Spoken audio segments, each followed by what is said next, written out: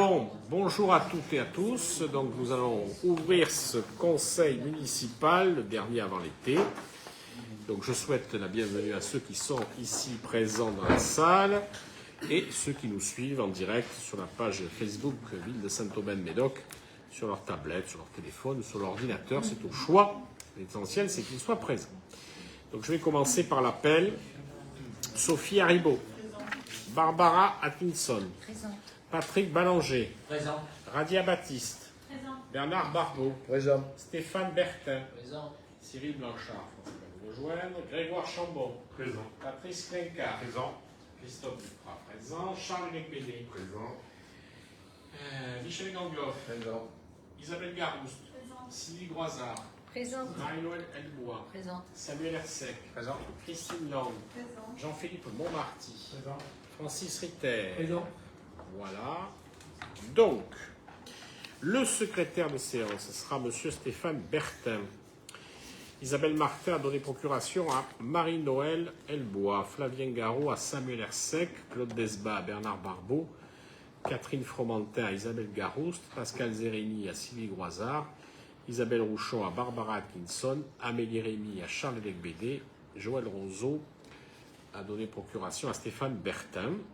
Et nous avons un absent excusé, puisqu'il n'y a pas de porteur de procuration, Éric Pouliat.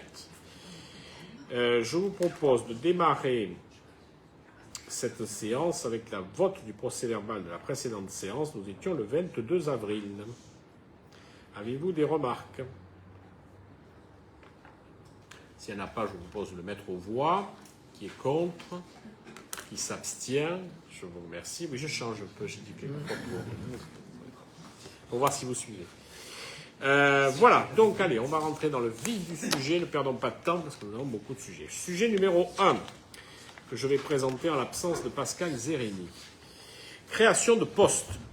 Considérant les avancements de grade proposés au titre de l'année 2025, considérant le tableau des effectifs, il est proposé au conseil municipal la création au tableau des effectifs de la commune à compter du 1er juillet 2025. Alors tout d'abord d'un poste d'adjoint administratif territorial principal de deuxième classe, la création au tableau des effectifs à compter là aussi, mais du 1er septembre 2025 d'un poste d'adjoint territorial d'animation principale de deuxième classe. L'inscription des crédits correspondant au budget de la commune est prévue. Voilà, il s'agit d'agents de la commune qui ont eu un avancement et donc nous devons créer ces postes et nous aurons la délibération suivante qui modifie le tableau des effectifs. Avez-vous des remarques sur ces deux nominations? Qui est contre? Qui s'abstient? Je vous remercie.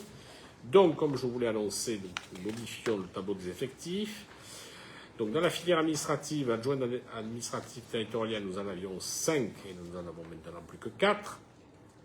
Par contre, nous avons un adjoint administratif territorial principal, que nous n'avions pas, donc on retrouve bien nos 5 agents. Et enfin, dans la filière animation, l'adjoint territorial d'animation principale de deuxième classe, il y en avait 5, nous passons à 6. Et ces trois modifications sont bien sûr des temps complets. Donc les crédits seront inscrits au chapitre 12 du budget. Je vous demande d'accepter les modifications du tableau des effectifs et de me charger de vous donner l'autorisation de mettre en œuvre cette décision. Qui est contre? Qui s'abstient? Je vous remercie. Alors, sujet suivant. Renouvellement du dispositif aide au permis de conduire. Il est proposé au conseil municipal de valider le montant de l'aide du dispositif aide au permis de conduire, destiné à soutenir financièrement les jeunes de 16 à 18 ans dans leur projet de formation en contrepartie de leur engagement citoyen. Le dispositif d'aide au permis de conduire s'intègre dans les dispositifs déjà existants, Job Mairie. Pour rappel, ce dernier s'adresse aux jeunes de 16 à 18 ans. La commune offre ainsi la possibilité de travailler au sein de sa collectivité pour une durée de 70 heures pendant le mois de juillet et août. 2 places sont réservées pour ces jeunes souhaitant y candidater. Le jeune désirant bénéficier d'une aide financière pour son permis de conduire effectuera donc 70 heures de bénévolat en amont et sera amené à participer à un temps fort. Ce temps fort était de 135 €, sera réglé à l'auto-école partenaire. Les jeunes de 16 à 18 ans effectueront ces heures de bénévolat au sein des différents services municipaux et lors de la préparation d'un événementiel en juin août. Il est donc proposé au conseil municipal d'approuver le montant de l'aide au dispositif aide au permis de conduire. de m'autoriser à signer les décisions du versement des aides et également à signer tout document de convention relative à la mise en place de ce dispositif. Alors, nous l'avons souscrit auprès de l'auto-école de Saint-Aubin qui s'appelle Parer à rouler. Donc, c'est 2 jeunes qui sont rentrés dans le dispositif des jobs d'été mairie, qui ont choisi, donc ils vont travailler. Ça amorcera le passage de son permis de conduire et l'auto-école est aussi partenaire de cette opération et donc a fait cadeau des frais d'inscription. Voilà. Et puis également quelques heures de conduite sont également offertes aux personnes qui pourront passer donc ce permis de conduire dans quelques mois ou quelques années suivant au rythme dans lequel ils iront. Voilà, un dispositif plutôt intéressant qui nous permet de travailler pour quelque chose. Voilà, avez-vous des questions sur cette délibération? S'il n'y en a pas, je propose de la mettre aux voix. On va changer un peu, qui est pour. Voilà, je vous remercie. Dossier numéro 4, désignation du coordinateur communal pour le recensement de la population, qui aura lieu du 15 janvier au 14 février 2026. La commune fait partie des communes qui devront réaliser le recensement de leur population en 2026. La collecte se déroulera du 15 janvier au 14 février 2026. Le recensement sera mené en liaison avec l'INSEE, qui désignera un superviseur pour accompagner la commune dans cette démarche. Le coordonnateur communal du recensement de la population doit également être désigné pour assurer la préparation et la réalisation du recensement communal, notamment le recrutement et l'encadrement des agents recenseurs et le suivi de la collecte.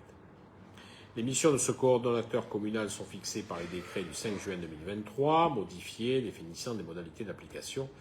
Je vous fais grâce de tous les titres, les articles, etc.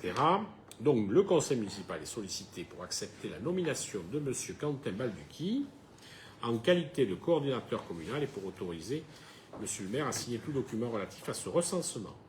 Cette nomination ainsi que celle des agents municipaux qui l'assisteront dans ces fonctions feront l'objet d'un arrêté municipal et les agents recenseurs devront également être désignés par arrêté municipal. Voilà, les conclusions sont mises aux voix. Donc Quentin Balducchi qui en sera à son 3e recensement. Voilà, donc il a fait les 2 précédents, donc il fera celui-là, donc il est plutôt très au fait de ces sujets-là. Nous avons besoin de 14 agents recenseurs. Voilà, donc si jamais des personnes souhaitent venir nous donner un coup de main, alors contre rémunération, bien sûr, puisque un agent recenseur rémunéré, ça se passe, vous l'avez vu, du 15 janvier au 14 février. Il se trouve qu'avant le 15 janvier, il y a quelques journées consacrées à la formation de ces agents recenseurs. Ça peut être l'occasion, si certains sont intéressés, n'hésitez pas à vous rapprocher de la mairie pour poser votre candidature. Avez-vous des questions? Non? Bon. Qui est pour? Je vous remercie. Point numéro 5. Conventionnement avec la commune de Saint-Médard-en-Jalles pour la mise à disposition des services de police municipale. Dans un contexte où les manifestations publiques à caractère économique, culturel, sportif ou citoyen sont des moments attendus et appréciés des habitants, il devient essentiel d'en garantir le bon déroulement en assurant la sécurité de tous. Toutefois, la place croissante de la sécurité dans l'organisation de ces événements met les collectivités face à un dilemme: comment déployer des effectifs et des moyens renforcés pour ces événements ponctuels, tout en faisant face parfois à des ressources limitées. Dans ce cadre, la mutualisation des moyens humains et matériels entre communes apparaît comme une solution pertinente, à la fois efficace et encadrée juridiquement. C'est dans cet esprit que les communes de Saint-Médard-en-Jalles et de Saint-Aubin-de-Médoc, toutes 2 dotées de police municipale, ont décidé de collaborer pour la sécurité de leurs événements respectifs.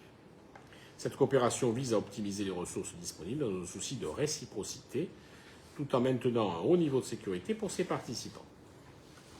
La convention entre ces 2 communes prévoit les renforts ponctuels de personnel d'une commune à l'autre lors d'événements ciblés, exemple le marché de Noël à Saint-Médard-en-Jalles ou le festival des Noctambules à Saint-Aubin-de-Médoc, et la mise à disposition de matériel lié à la sécurité publique, bloc-stop, pistes d'éducation routière. Cette démarche permet une meilleure valorisation des équipements déjà acquis par chaque collectivité, tout en contribuant à la maîtrise des coûts. Conformément à l'article L. 512-3 du Code de la sécurité intérieure, les maires des communes limitrophes peuvent mutualiser leurs moyens effectifs de police municipale lors d'événements exceptionnels planifiés, donc manifestations culturelles, sportives, festives ou non, catastrophes naturelles par exemple, sous réserve d'une autorisation préalable du représentant de l'État dans le département. Ce cadre législatif garantit une sécurité juridique renforcée et un encadrement clair des responsabilités ainsi que des modalités de mise en œuvre. La Convention détaille les modalités de mise à disposition des agents, les règles de commandement et d'assurance, le respect du statut des agents et des obligations en matière de sécurité ainsi que la prévention des conflits de compétences.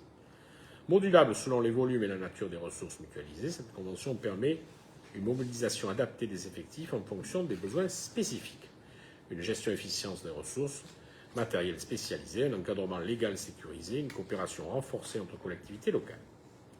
Cette initiative s'inscrit dans une volonté commune de garantir la sécurité des événements publics tout en optimisant les ressources existantes. Il illustre un partenariat concret, équilibré et solidaire entre deux communes de la métropole dans un esprit de coopération territoriale. Elle véhicule l'image d'une sécurité unie une image d'un territoire uni face aux enjeux de sécurité et de tranquillité publique, notamment lors d'événements à forte affluence. Ainsi, il est demandé au conseil municipal d'approuver la mutualisation des moyens humains et matériels entre la commune de Saint-Médard-en-Jalles et la commune de Saint-Aubin-de-Médoc pour la sécurisation des manifestations publiques organisées sur leur territoire respectif. Et d'autoriser M. le maire et son représentant à signer la convention avec la commune de Saint-Médard-en-Jalles ainsi que tout éventuel avenant. Les conclusions sont mises au bout. Voilà, c'est un dispositif un peu nouveau. Alors nous l'avions légèrement expérimenté dans le cas d'une catastrophe, puisque lorsque le tailleur Médoc avait subi ce fameux orage de grêle, dont vous vous souvenez encore, bien évidemment, quelques cambriolages avaient lieu sur les maisons qui avaient été abandonnées par leurs habitants, puisqu'elles étaient devenues inhabitables, et que plusieurs communes s'étaient associées pour assurer la sécurité du taillant. Je me souviens que les polices municipales des îles, du Bouscat, de Saint-Médard, de Saint-Aubin, et donc là, comme nous étions dans une catastrophe naturelle, le préfet avait pris lui-même un arrêté autorisant. Là, il s'agit sur quelque chose de beaucoup plus pérenne. Il s'agit d'avoir entre nos deux communes un lien qui permet de travailler ensemble. Alors, je rappelle que ce n'est pas nouveau. Hein. Nous avons un dispositif assez novateur, puisque les radios qui équipent aujourd'hui les polices municipales de Saint-Aubin, de Saint-Médard et la gendarmerie sont sur le même canal. Ça veut dire que lorsqu'on lance un appel radio, les trois entités entendent le même appel, ont la même réponse. Donc c'est déjà un progrès qui n'existe finalement que très peu dans les collectivités. Et là, les polices municipales qui ont des bonnes relations, puisqu'elles font leur formation pour les armes ensemble, eh bien, on nous a fait cette proposition en disant que ça serait peut-être bien qu'on mutualise nos effectifs sur les grandes manifestations. Je rappelle que le festival des Noctambules, maintenant, c'est 10 000 spectateurs qui viennent. Le grand marché de Noël à Saint-Médard-en-Jalles, c'est plutôt 20 000 spectateurs.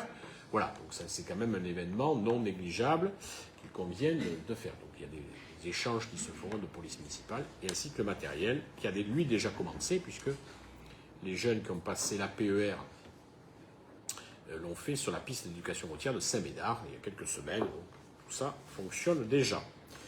Voilà, avez-vous des questions ? C'est une forme de coopération territoriale de proximité. Voilà. Oui. Monsieur Hersey, vous avez la parole. Sur cette délibération, c'est une très bonne initiative, mais du coup, je voudrais profiter de cette délibération pour dire un mot, même si tu as pu en dire un peu tout à l'heure, concernant le Festival des Noctambules sur la 22e édition qui a eu lieu le 7 juin dernier. Voilà, pour dire que c'était un véritable succès. On a atteint les 10 000 personnes pour la deuxième année consécutive. Donc, on voit aujourd'hui que c'est un festival bien ancré. C'est un événement majeur, sans doute l'événement le plus important de la commune aujourd'hui, un événement majeur sur l'agglomération, on peut le dire. Et je pense qu'on a pu voir d'ailleurs une forte présence de la police et municipale et de la gendarmerie sur le terrain en nombre, voilà, en soutien, et c'était fort appréciable. Donc cette délibération va dans le bon sens. Donc voilà, mais je tenais simplement à dire un mot sur cette édition du Festival des Noctambules qui s'est très très bien passée. Et je pense qu'on peut remercier collectivement, bien entendu, l'ensemble des services municipaux, et dont Xavier Lestock à sa tête, et aussi les bénévoles, parce qu'on a eu pas mal de bénévoles cette année voilà, qui nous ont bien aidés, donc tout a très bien fonctionné. Voilà, donc on n'a pas encore les chiffres, on fait le bilan bientôt avec monsieur le maire. Voilà, mais en tout cas c'était très très positif. Merci. Je crois que jusqu'à présent, vous nous regardez un petit peu avec condescendance quand on faisait ce festival. 2 années consécutives à 10 000 personnes, c'est plus un hasard. C'est une véritable volonté. Et moi, je vais vous dire, pour ce qui me fait le plus plaisir, c'est que tout ça se passe dans de bonnes conditions. Voilà. Un malaise. Il y a eu... bon, voilà.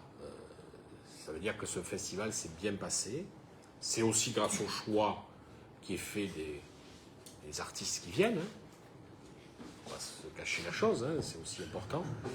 Et cette fois-ci, puisque nous avions dépassé les 10 000 personnes, nous avons eu l'obligation d'avoir une réunion en préfecture et une commission de sécurité. C'est bien, c'est normal, il ne faut pas discuter. D'ailleurs, je tiens à remercier Xavier Destock qui avait monté un dossier extraordinaire sur le sujet. Et là, quand c'est bien, il faut le dire, là, l'État ne s'est pas dérobé. L'État a été présent, puisque nous avions pas moins de 14 gendarmes qui étaient présents tout le long de la manifestation, ce qui est exceptionnel. J'ai quelques souvenirs avec les plus anciennes de manifestations où les gendarmes passaient. Là, ils étaient là présents, jusqu'au plus haut niveau, puisque le commandant adjoint de compagnie de Mérignac était présent et a passé une bonne partie de la soirée, bien évidemment à surveiller et regarder, hein, au-delà de la convivialité. Mais voilà, c'est quand même important de le dire, ça s'est très bien passé. Et aujourd'hui, moi, je voudrais remercier tous ceux qui ont été là, les bénévoles. C'est une nouveauté cette année. Nos mécènes, n'oublions jamais que sans eux, on n'ouvrirait pas les portes gratuitement, puisque nous avons eu 10 000 personnes identifiées, mais on a eu un flux de 14 000 présents sortis. Et nous avons eu, en même temps pour le concert de Charlie Winston, 8 000 personnes en même temps qui regardaient le concert. Ce qui est quand même assez exceptionnel. Donc, très belle manifestation qu'il faut bien évidemment faire perdurer. C'était la dernière très officielle pour Samuel Hersec. Bon, c'était un petit moment humainement un peu difficile, il faut dire les choses telles qu'elles sont. Voilà, bon, ben, c'est la vie, hein, c'est ainsi.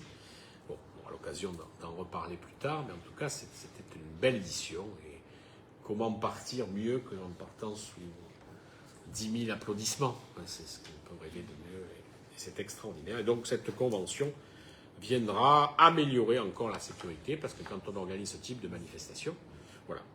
Alors, on a déclaré à la préfecture qu'on pouvait aller jusqu'à 15 000. Voilà. Écoutez, dans la vie, il vaut mieux voir grand que petit.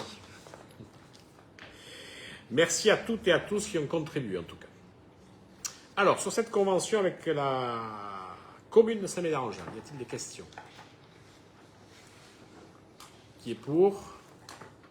Je vous remercie. Nous continuons nos coopérations locales, si je puis dire, avec le renouvellement de l'opération Car-Plage vers Lacanau. Donc là, la coopération se fait aussi avec la commune de Saint-Médard-en-Jalles, mais aussi Salonne et Sainte-Hélène. Ce qui veut dire que c'est plutôt une bonne opération. Donc 4 communes ont mis en œuvre le bus plage à destination de Lacanau. Chaque année, le bilan confirme l'intérêt de poursuivre cette initiative dans un partenariat maintenant avec la région Nouvelle-Aquitaine. Les 4 maires des communes partenaires reconduisent cette offre et proposent aux conseils municipaux, sous la forme d'une convention de partenariat. Ah bon, d'accord. En relation, une convention propose aux conseils municipaux, sous forme d'une convention de partenariat, en relation avec la convention triennale de la région Nouvelle-Aquitaine.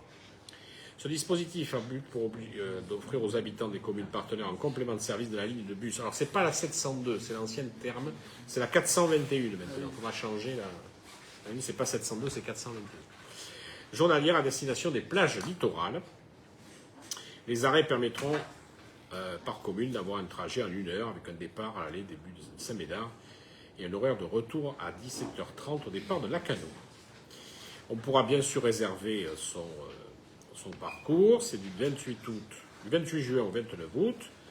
Le coût de l'opération est estimé à 19 916,13 €, prise en charge à 40% par la région de Nouvelle-Aquitaine. Donc sur les 60% restants, nous pesons 15%. Conformément à la règle d'intervention, le solde est à partager entre les 4 communes. Le coût réel sera connu après l'application de la révision en août 2025, conformément au contrat de concession du service public de la région de Nouvelle-Aquitaine. Voilà, la convention initiale avec la Nouvelle-Aquitaine est portée par la commune de Saint-Médard-en-Jalles, suivant la convention jointe à la présente délibération. En conséquence, il est proposé au conseil municipal de décider d'associer la commune à cette opération, d'autoriser M. le maire ou son représentant, en son absence, à signer la convention avec les autres partenaires et d'imputer les dépenses au budget de la commune. Voilà, donc c'est un renouvellement. Je pense que c'est la 4e année consécutive que nous faisons cette opération, qui est plutôt intéressante. Alors, aller 2,50 €, aller-retour 4,50 €. Voilà. C'est pas cher. Y a-t-il des questions sur ce bus plage 4e édition? Non. Qui est pour? Je vous remercie. Je continue. Point numéro 7. Transfert de l'allée du Clos dans le domaine public métropolitain. Alors, l'allée du Clos, identifiée comme un chemin rural entre le 10 de la dite allée et le chemin du Maine de Jouan, est devenue par son niveau d'utilisation assimilable à de la voirie communale d'utilité publique. Dès lors, il convient de classer cette voie dans la voirie communale en partie, et notamment entre le 2 et le 10 de la dite allée. Le classement ne porte pas atteinte aux fonctions de desserte de la circulation assurée par la voie. Il n'est donc pas nécessaire de mettre en œuvre une enquête publique. Au terme de l'article L. 141-3 du Code de la voirie routière, le classement et le déclassement des voies communales sont prononcés par le conseil municipal, ce que l'on est en train de faire. Bordeaux Métropole assurant les compétences de création, aménagement et entretien de la voie, il convient donc de transférer cette voie dans le domaine public métropolitain. Après avoir entendu l'exposé des motifs, il est proposé de décider le classement de la voirie communale en partie de l'allée du Clos entre le 2 et le 10 de l'allée, d'autoriser M. le maire de procéder aux démarches et formalités nécessaires à la modification du tableau de classement de la voirie communale, d'autoriser le transfert en partie de l'allée du Clos dans le domaine public métropolitain, donc vous avez le plan qui est joint, et d'autoriser M. le maire ou son représentant à signer tous les documents nécessaires à la mise en œuvre de cette délibération. Donc entre le 2 et le 10, nous serons métropolitains. Après le 10, ça restera de la voirie communale, voilà, puisqu'il n'y a pas de desserte d'habitation. Avez-vous des questions? Qui est contre? Qui s'abstient? Je vous remercie. Transfert du chemin de la Serpentine dans le domaine public métropolitain, il s'agit quasiment de la même chose. La route et le chemin de la Serpentine sont actuellement du domaine public communal, entre la route de Picotte et l'allée de la Croix-Vieille. La commune demande l'incorporation dans le domaine public métropolitain en partie de la route de la Serpentine et le chemin de la Serpentine. Selon le projet d'aménagement prévu, la route de la Serpentine, l'aménagement est effectué du chemin de la Serpentine. Cette emprise est définie selon les visuels joints à cette délibération concernant les parcelles 376 BR52, 376 BS200, 376 BV5. Le conseil municipal est sollicité pour approuver le transfert de la domanialité de la route de la Serpentine et du chemin de la Serpentine pour partie à Bordeaux Métropole et pour autoriser M. le maire ou en son absence à son représentant à signer tous les documents nécessaires à la mise en œuvre de cette délibération. Alors, pour vous dire, il y en a trois séquences. Quand on part du centre-bourg, une première séquence de la piste cyclable qui part du bout de l'allée de la Croix-Vieille et qui va jusqu'à la balade de la Serpentine qui a été réalisée il y a 2 ans. Deuxième séquence, la balade de la Serpentine. Et enfin, troisième séquence, la route de la Serpentine qui va du giratoire de la route de Picotte jusqu'à l'entrée de l'école Jean de La Fontaine. La troisième partie va être réaménagée à partir du mois de septembre. Donc toute cette partie va être réaménagée avec la création d'une voie verte et retrécissement de la largeur de la voie, puisque les bandes sont peintes sur la route, et du stationnement végétalisé qui sera aménagé tout le long de cette voie. Des cheminements piétons, puisque c'est quand même un endroit où il y a beaucoup de piétons et beaucoup de vélos, puisque ça dessert le stade, l'école Jean de La Fontaine, le centre de loisirs Jean de La Fontaine, enfin, etc. Donc nous aurons des aménagements qui vont être effectués de façon à ce que tout le monde ait sa place et que personne se passe les uns sur les autres, et on tentera de faire comprendre aux parents d'élèves le vieil adage que M. Barbeau déploie souvent: quand on part en retard, on a peu de chances d'arriver en avance. Voilà, c'est tout. Voilà, c'est tout. Voilà. Donc voilà. Y a-t-il des questions sur ce transfert à Bordeaux Métropole? On transfère parce que c'est eux qui payent. Nous, on paye l'éclairage public. D'ailleurs, il y a de la peinture luminescente. Bon, qui est contre? Qui s'abstient? Bon, bien écoutez, dossier numéro 9, j'ai beaucoup parlé. Donc je vais laisser maintenant la parole à M. Ballanger qui va nous parler de tarification des vacances sportives. Merci Monsieur le maire, chers collègues. Effectivement, on parlait de la tarification des vacances sportives. Le service jeunesse et sport de la commune organise une semaine de stage pour découvrir le surf ou le canoë au Wave Ski du 15 au 18 juillet, au 15 au 18 juillet août 2025. Les stages et activités se dérouleront sur les communes de Carcan-Ancien, surf et grand jeu, le lac de la Cano pour le canoë, le lac Lacano-Océan pour le Wave Ski. Une activité archerie Games viendra clôturer la semaine. Ce stage de 4 jours s'adresse à 24 jeunes de 10 à 14 ans et se déroulera du mardi au vendredi en après-midi. D'autres activités sportives seront proposées par l'équipe d'animation diplômée telles que les jeux sportifs ou un tournoi de molki. La prestation proposée comprend le transport en minibus, les repas, les activités et l'encadrement. Nos objectifs pédagogiques sont sensiblement toujours les mêmes. Découverte et initiation à différents sports de glisse de notre région. On favorise la pratique sportive d'un public mixte. On favorise également l'autonomie et la socialisation des jeunes. Et on veut favoriser l'échange entre les élémentaires et les collégiens. Au niveau du fonctionnement, nous aurons une équipe d'animation composée de Flore Giamona, Hugo Delabroix et Lucas Pavie. Voilà, ce sont donc 3 animateurs. Au niveau du transport, ils seront effectués par 3 minibus de 9 places conduits par cette équipe d'animation. Nos prestataires tels que COSC Surf Carcan-Océan, CKLG Canoë et Wayski à la Cano. Les 3 bandits, c'est l'archerie de la Cano et donc les locations de minibus. Donc ils seront loués à la SAM de Saint-Aubin-des-Médocs. Au niveau du planning d'activité prévisionnelle, le matin, le mardi, c'est jeux sportifs. Le mercredi matin, c'est tournoi molki, jeux sportifs pour le jeudi. Et les 3 bandits, l'archerie games, le vendredi.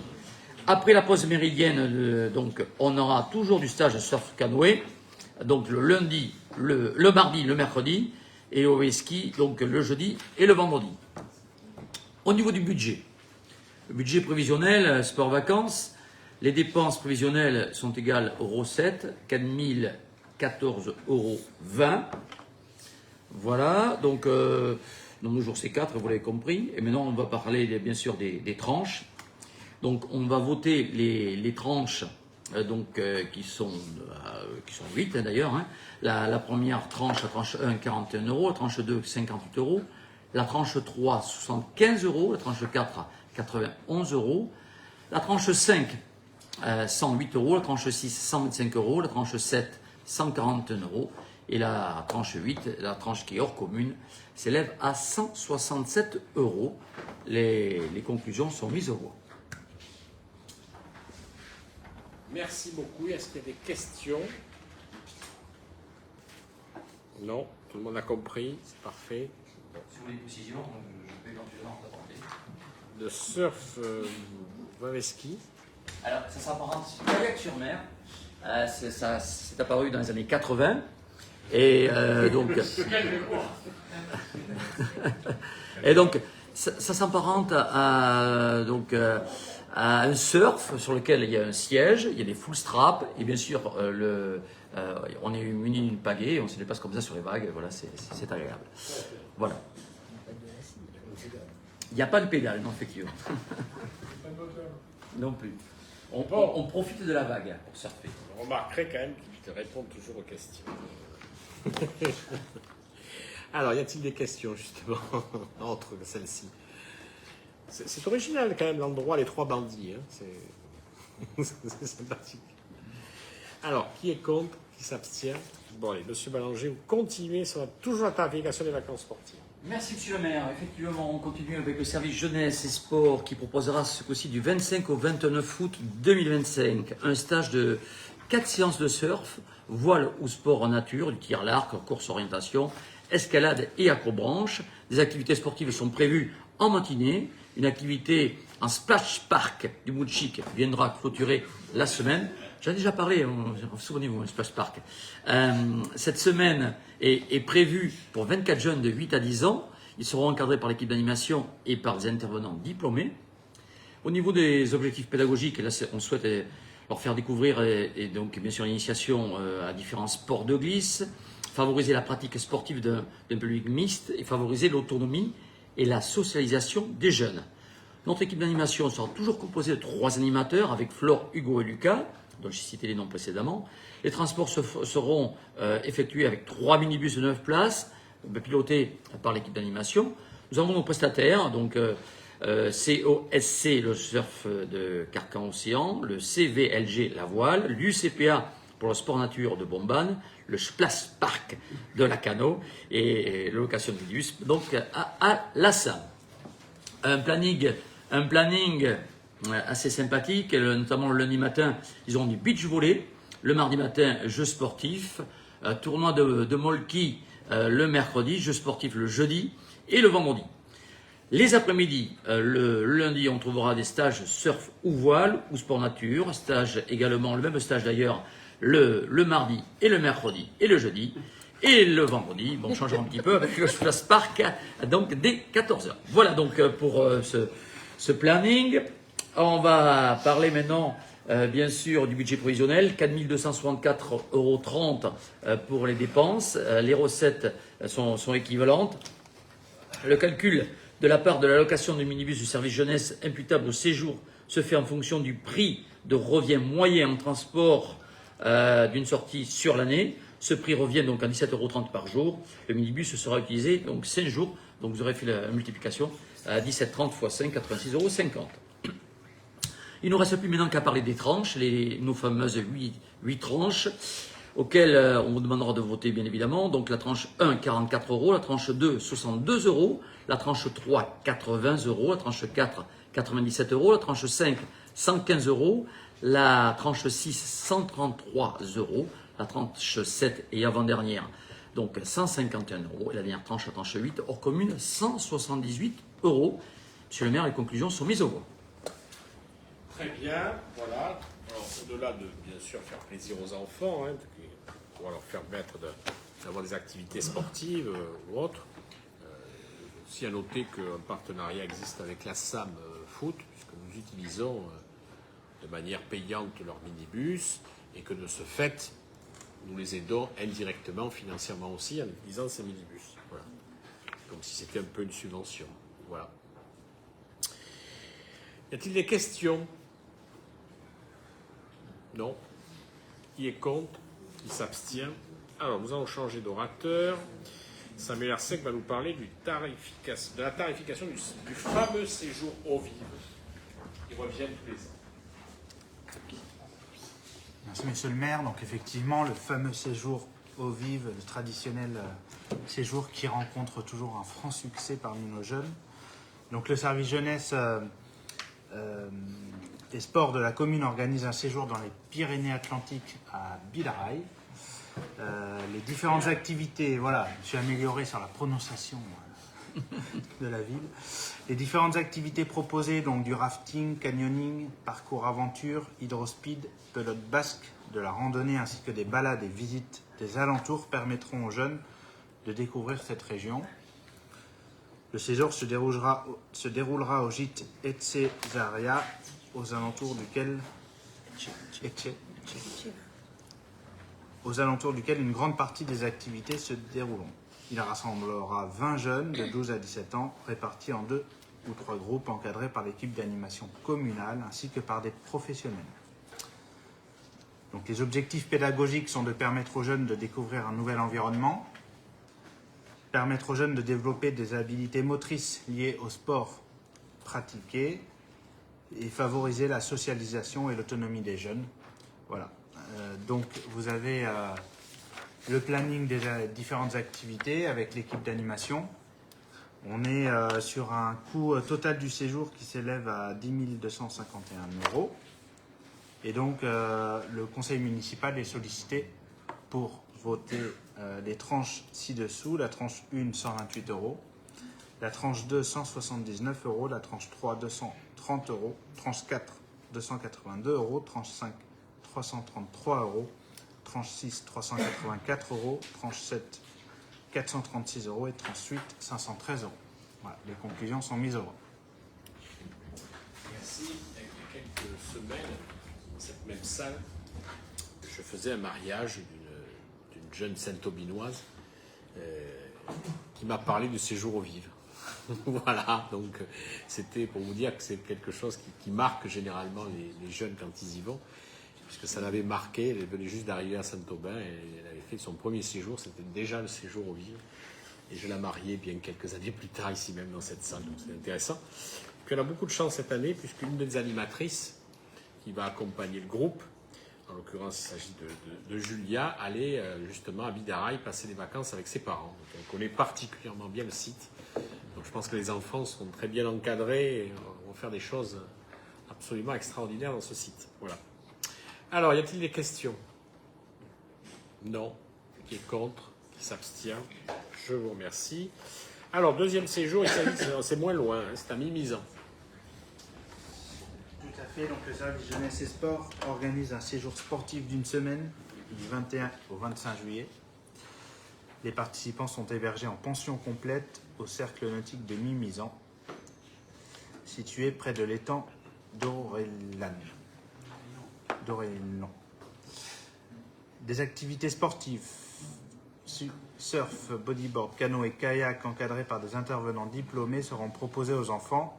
Des activités de plein air viendront compléter l'offre afin de profiter pleinement du lieu d'accueil. Des veillées seront également organisées afin d'animer les soirées et se retrouver pour partager un moment convivial. C'est un séjour donc de 5 jours qui s'adresse à 23 jeunes de 8 à 12 ans. La prestation proposée comprend le transport en minibus, les repas, les activités et l'encadrement. Donc là, on est sur un coût total du séjour qui s'élève à 9 515 € et donc le conseil municipal est sollicité pour voter les tranches ci-dessous. Donc la tranche 1, 103 €, tranche 2, 144 €, tranche 3, 186 €, tranche 4, 227 €, tranche 5, 269 €, tranche 6, 310 €, tranche 7, 351 € et tranche 8, 414 €. Les conclusions sont mises à vote. Très bien, merci beaucoup. Donc là aussi, séjour intéressant. Hein. Voilà. 23 jeunes qui pourront partir. Y a-t-il des questions? Non. Qui est contre? Qui s'abstient? Je vous remercie.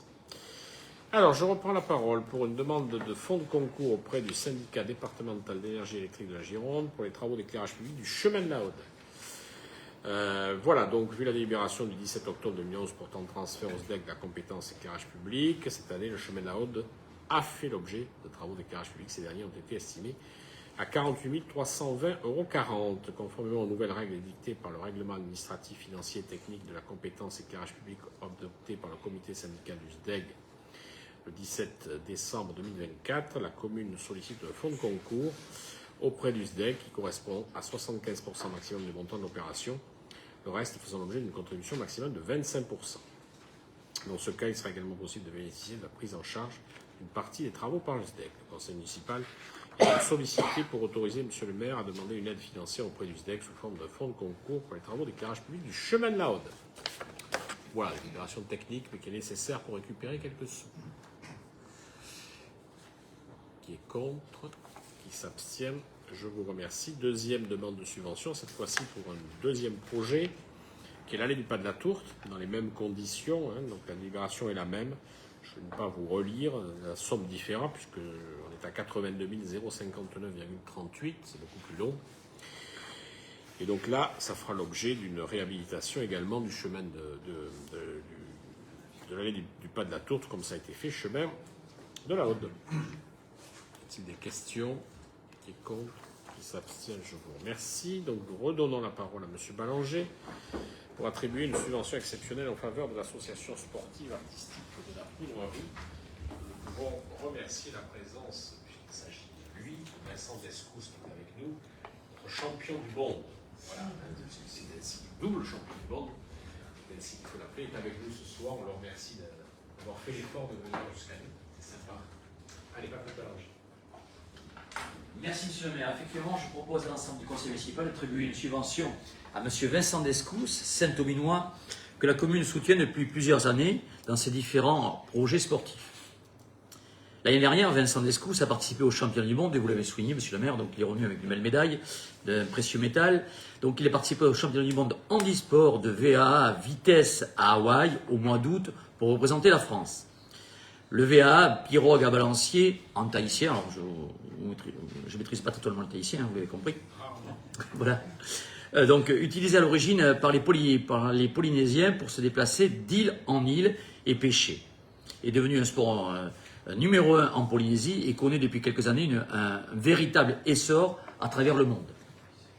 Affilié à la Fédération française de canoë-kayak et de sport de pagaie, les courses officielles de VAA ont débuté en France à la fin des années 90.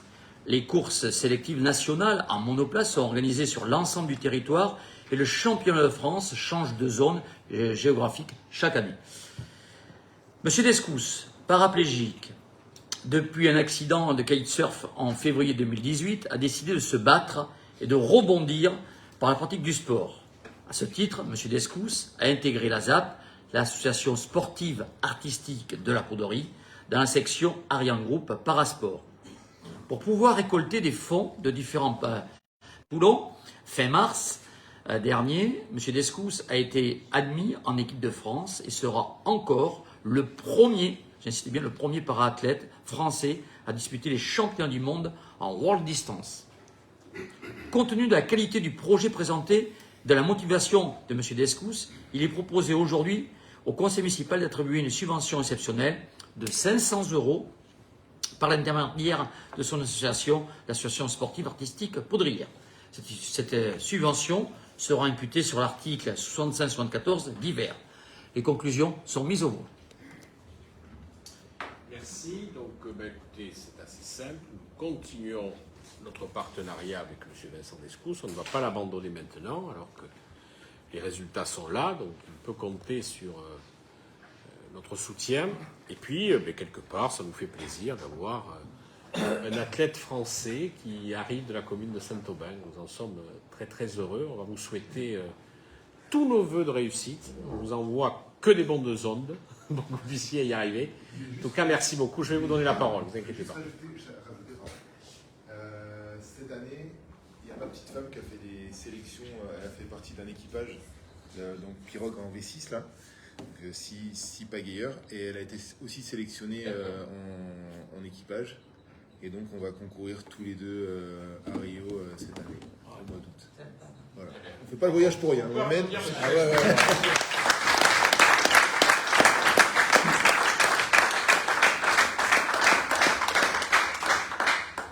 Voilà, bon. Allez, on va faire un joli vote. Qui est pour? Voilà. Et sachez qu'on sera à vos côtés. S'il faut y revenir, on y reviendra. Ne vous inquiétez pas, on ne vous abandonnera pas. En tout cas. Merci de nous faire rêver de temps en temps. Ça fait du bien. Les sélections, c'était à Toulon au mois de mars. Et il y a les championnats de France à Toulon encore au mois d'octobre.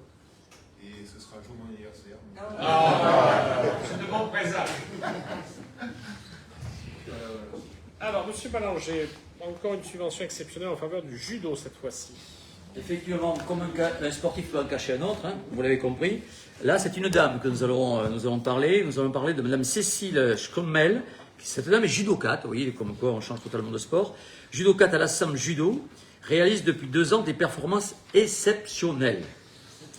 Médaillée de bronze aux championnats du monde qui se sont déroulés à Las Vegas en novembre 2024, elle vient de réitérer cette même performance à l'occasion des championnats d'Europe de Riga, donc c'est la capitale de la Lettonie, et qui se sont tenus du 22 au 25 mai dernier.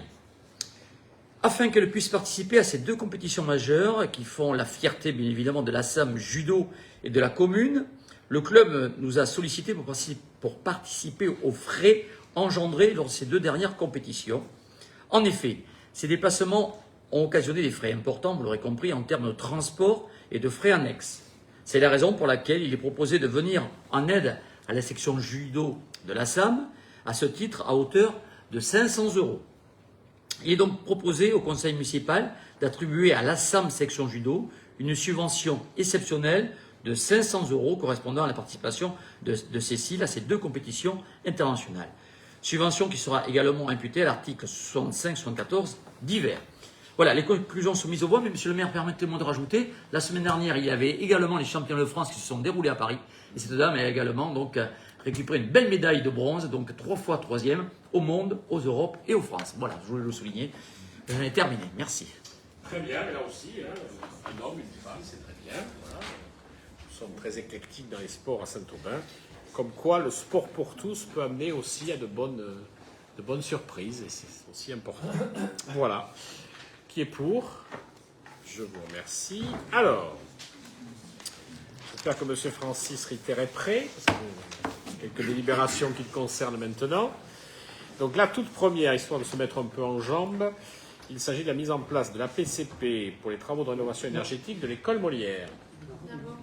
Ah pardon, j'en ai sauté une. Pardon, bilan des acquisitions foncières et des cessions 2024. Toujours Francis Ritter. Merci, monsieur le maire. Vu le Code général des collectivités territoriales, et notamment son article L2241.1, conformément aux dispositions précitées, le bilan des acquisitions et cessions immobilières opérées sur le territoire d'une commune de plus de 3500 habitants par celle-ci est soumis chaque année à délibération de l'organe délibérant. Pour 2024, le bilan se présente comme suit.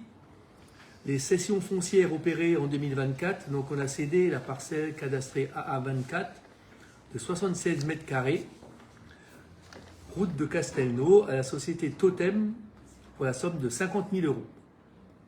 On n'a fait aucune acquisition foncière en 2024. Il est donc demandé au conseil municipal d'approuver le bilan des cessions et acquisitions pour l'année 2024. Les conclusions sont mises aux voix. Merci. Je voudrais à cet instant remercier notre directeur général des services qui a réalisé une belle négociation pour 76 mètres carrés, 50 000 €. C'est bien. Voilà.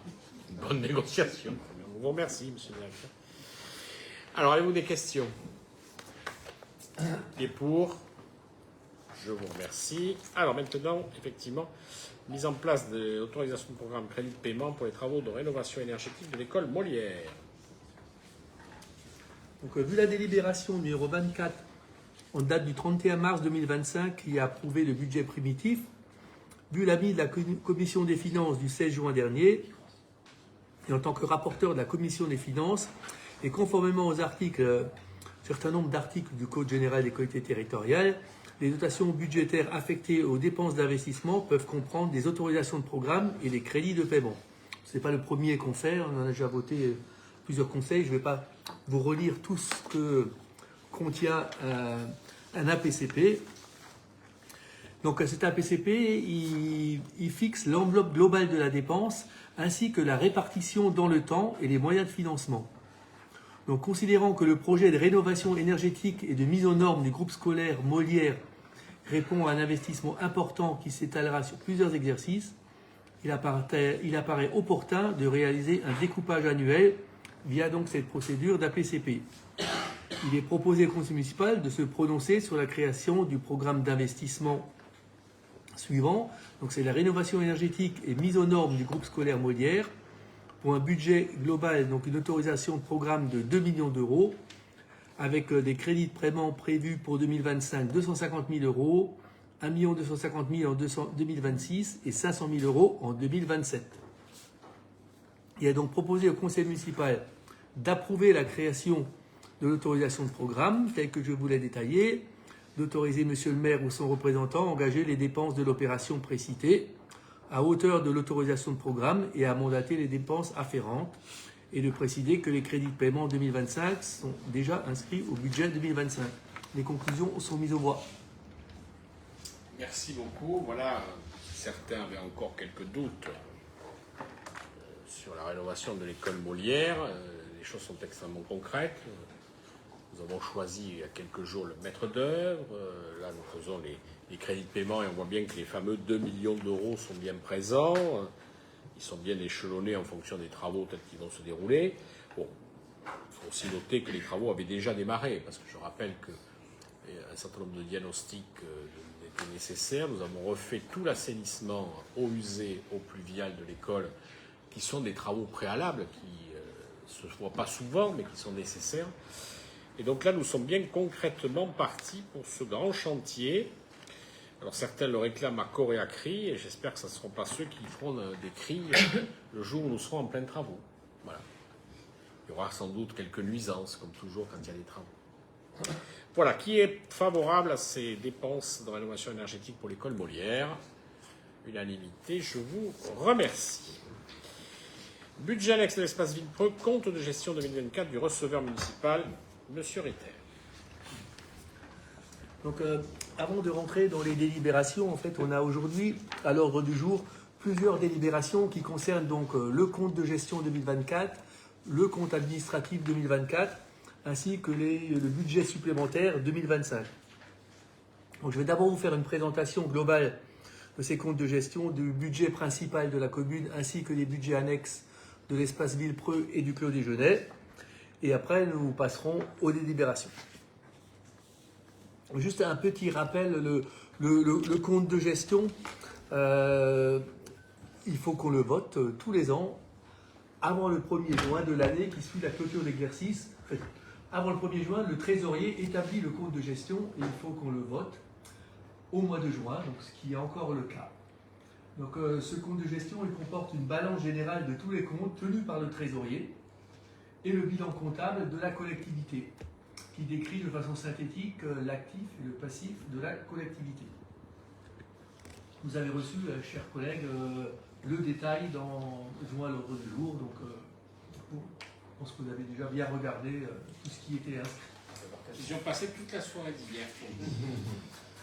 Donc, un petit rappel aussi pour le compte administratif. Le compte administratif, lui, il retrace l'ensemble des opérations budgétaires réalisées lors de l'exécution du budget. On y trouve les recettes et les dépenses réalisées. Et le compte administratif est en fait le bilan financier de l'ordonnateur de maire, alors qu'on a vu le compte de gestion était le bilan financier du trésorier, donc le payeur. À partir de l'an prochain, nous allons passer au compte financier unique. Donc en fait, le compte de gestion et le compte administratif vont être regroupés.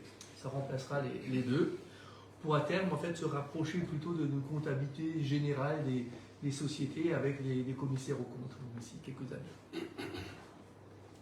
On va donc passer maintenant et regarder en détail les deux budgets annexes ainsi que le budget principal de la commune. Donc, on va commencer par le budget annexe de l'espace Villepreux. Donc, pour le compte de gestion pour l'espace Villepreux, nous avons un résultat d'exécution en 2024 de 12 470 € en fonctionnement et 386 € en investissement. Si on reprend les résultats de 2023, on arrive à un résultat de clôture du compte de gestion à 43 260 €.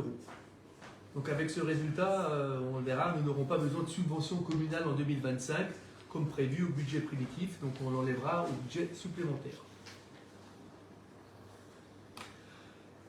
Passons maintenant au compte administratif du budget annexe de l'espace Villepreux. En section de fonctionnement, les dépenses que nous voyons à 174 000 € concernent principalement les charges à caractère général, donc qui sont plutôt liées à l'intensité de l'activité pour 115 000 €, au personnel affecté à Villepreux, donc pour 55 000 €, et les recettes proviennent donc principalement des locations de bureaux et des séminaires. L'année 2024 a vu une activité séminaire-formation dans la continuité de 2023, et on peut noter que le résultat, si on prend les recettes moins les dépenses de fonctionnement, le résultat de 12 000 € est équivalent à la subvention que nous avions versée depuis le budget principal. Donc en gros, en 2024, le fonctionnement de Villepreux s'est équilibré. Les dépenses d'investissement correspondent à l'achat de petits matériels pour moins de 3 000 €. Et il sera donc proposé au Conseil, dans la délibération qui va suivre, d'affecter le résultat en fonctionnement pour 43 000 € et 2 000 € en investissement sur le budget 2025.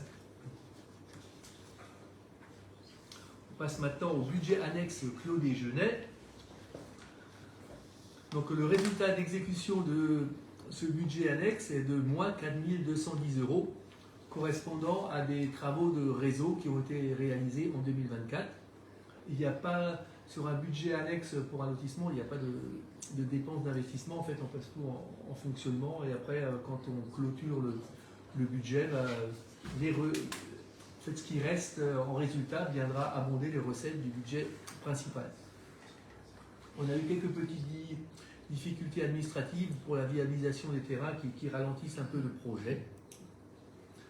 Et on avait voté l'an dernier, donc en 2024, sur le budget principal, une avance de 60 000 euros, donc qui est bien sortie du budget principal en 2024, mais qui n'est pas encore arrivé sur le budget 2024 au clos déjeuner. Il était sur un compte d'attente aux impôts, donc on devrait arriver en 2025. On va passer maintenant au budget principal de la commune. Donc pour le compte de gestion, sur le résultat 2023, nous avions affecté 73 000 euros en fonctionnement en 2024. Le reste avait été affecté en investissement. Le résultat de clôture 2024 est donc de 1 199 521 euros en fonctionnement. En investissement, nous avons repris un résultat négatif de 2023 de moins 148 000 euros, auquel on rajoute le résultat d'exécution de 2024 de moins 28 000 euros, ce qui nous amène à un résultat de clôture avec un besoin de financement de 177 266 euros. Ce qui nous donne pour 2024 un résultat de clôture global pour le budget principal de la commune en excédent de 1 022 255 euros. On va détailler maintenant le compte administratif 2024. Donc, comme je vous disais tout à l'heure, le compte administratif, il dépeint de façon précise ce que nous avons fait en dépenses et en recettes sur l'année 2024. En dépenses de fonctionnement, pour un montant de 10 400 000 euros. Donc on a les charges à caractère général, donc qui sont les dépenses de fonctionnement, entretien, maintenance, énergie, fourniture, etc., à hauteur de 2,3 millions d'euros, qui représente 24% des dépenses. Il enregistre une augmentation par rapport à 2023, principalement en raison de plusieurs facteurs. On a toujours la variation du prix des fluides, des denrées, et surtout les actualisations des contrats de prestation de services qu'on a eu en 2024. Les charges de personnel, à hauteur de 5 millions d'euros, représentent 51,5% du budget, un peu moins que les communes, que la moyenne des communes de la strate. Ils sont en augmentation de 3,4%, principalement dû aux mesures gouvernementales qui ont lieu en 2024. On avait eu la révalorisation du point d'indice au 1er juillet 2023, donc qui s'est ressenti sur le budget 2024. On a eu plus 140 000 euros sur une année pleine. La majoration des indices de 5 points et la revalorisation du SMIC au 1er janvier 2024. Et comme tous les ans, les effets du GVT, donc les gens qui ont avancé en échelon d'ancienneté, etc. Pour les autres grosses dépenses, atténuation de produits, pour 1,7 million d'euros, c'est 18% des dépenses. L'essentiel de cette somme correspond au versement de l'attribution de compensation à Bordeaux Métropole. Et on y trouve aussi dans ce chapitre le reversement dans le cadre de la loi SRU, qui est en augmentation de 60 000 euros en 2024 par rapport à 2023. Pour les autres charges de gestion courante, donc 350 000 euros, 4% du budget, et principalement, on y trouve principalement les subventions, donc subventions CCS, 13 000 euros, plus 13 000 euros par rapport à 2023, donc 100 000 euros, on avait 100 000 euros CCS en 2024, les 12 000 euros à l'espace Villepreux qu'on a vu, ainsi que les subventions aux associations où on a donné 20 000 euros de plus en 2024 qu'en 2023. Les charges financières sont à hauteur de 234 000 euros, soit 2,8% du budget. Donc c'est les intérêts des emprunts, ils sont en baisse, encore une preuve de la bonne gestion de notre dette. Et après on retrouve des opérations d'ordre qui sont des écritures comptables, donc ce sont des dotations aux amortissements qu'on va retrouver en recettes dans la section de fonctionnement. Donc ces dépenses de fonctionnement, donc hors virement à la section d'investissement, sont conformes à 99% au budget voté en 2024. Preuve de notre sincérité budgétaire. Quand on fait un budget, on voit qu'à la sortie, il est conforme à ce qu'on avait prévu. On va passer maintenant aux recettes de fonctionnement 2024. Elles totalisent un montant de plus de 11,5 millions d'euros. Le premier chapitre, donc atténuation de charges pour 83 000 euros, c'est essentiellement le remboursement des salaires par les assurances suite à des arrêts maladie et les dettes pour les contrats parcours emploi compétences. Les produits des services, donc 14% du budget, 1,4 million d'euros, c'est essentiellement les revenus de la restauration scolaire, garderie, redevance d'occupation de domaine public. Il reflète une année 2024 assez classique en termes d'activité, fréquentation de cantines, périscolaires. Il est à noter également quand même sur les produits et services une dynamique de recettes sur la vente de bois. On a encore vendu pour plus de 60 000 euros de bois en 2024. On va passer aux impôts et taxes. Donc à 8,8 millions d'euros, c'est les 3/4 des recettes de la commune. On a eu plus 386 000 euros par rapport à 2023, principalement dû aux contributions directes, la taxe foncière et la compensation de la taxe d'habitation qui ont évolué en 2024. Essentiellement l'évolution des bases qui ont de 3,9%. On a aussi, par contre là-dessus, même si l'évolution globale est de près de 400 000 euros, on a eu une taxe sur le droit de mutation qui a été en baisse de 150 000 euros en 2024 par rapport à 2023. Dans les dotations et participations de l'État, on est à 911 000 euros, en légère baisse de 8 000 euros. Elle concerne principalement les aides de la CAF qui sont constantes, mais aussi la dotation globale de fonctionnement. Par contre, en 2024, on a eu une baisse de 12 000 euros des compensations des exonérations fiscales. En fait, les exonérations, les gens qui sont exonérés de la taxe foncière et avant encore de la suppression de la taxe professionnelle, on avait des compensations par l'État et ces compensations continuent à baisser chaque année. Donc moins 12 000 euros en 2024. Pour les autres produits de gestion courante, à 120 000 euros, c'est essentiellement location immeuble, redevances jardin partagé, remboursement de sinistres, et ainsi que le remboursement de certaines charges du personnel dans le cadre de la nouvelle nomenclature M57. En fait, on voit que ce chapitre, il a pas mal augmenté, là, il est passé de 38 000 à 120 000 euros. Et il y a une partie qui était avant dans le chapitre 013, on voit qu'il est passé de 128 à 83. Donc, globalement, si on additionne les deux, on est à peu près à la même chose entre 2023 et 2024. Et pour finir, pour 182 000 euros, c'est les opérations d'ordre. Donc on retrouve là-dedans les travaux en régie et l'amortissement des subventions. Puis en conclusion, je dirais sur les recettes, elles sont un peu plus élevées que celles prévues initialement au budget. Elles traduisent toujours notre prudence dans la démarche de prévision budgétaire, mais nous permettent surtout d'obtenir un excédent de plus de 1 100 000 euros qui nous permettent de dégager donc une capacité d'autofinancement pour investir sans alourdir la dette et donc les frais financiers. On va passer maintenant à la section d'investissement du compte administratif. On trouve pour les dépenses de 2,6 millions d'euros une année 2024 avec toujours des investissements significatifs, comme le disait tout à l'heure M. le maire. Donc, en dépenses, nous avons en attribution de compensation 147 000 euros versés à Bordeaux Métropole, donc c'est les investissements que fait la métropole pour notre compte. En emprunt et dette, 352 000 euros qui correspondent au remboursement du capital des emprunts, conforme à ce que nous avions budgété.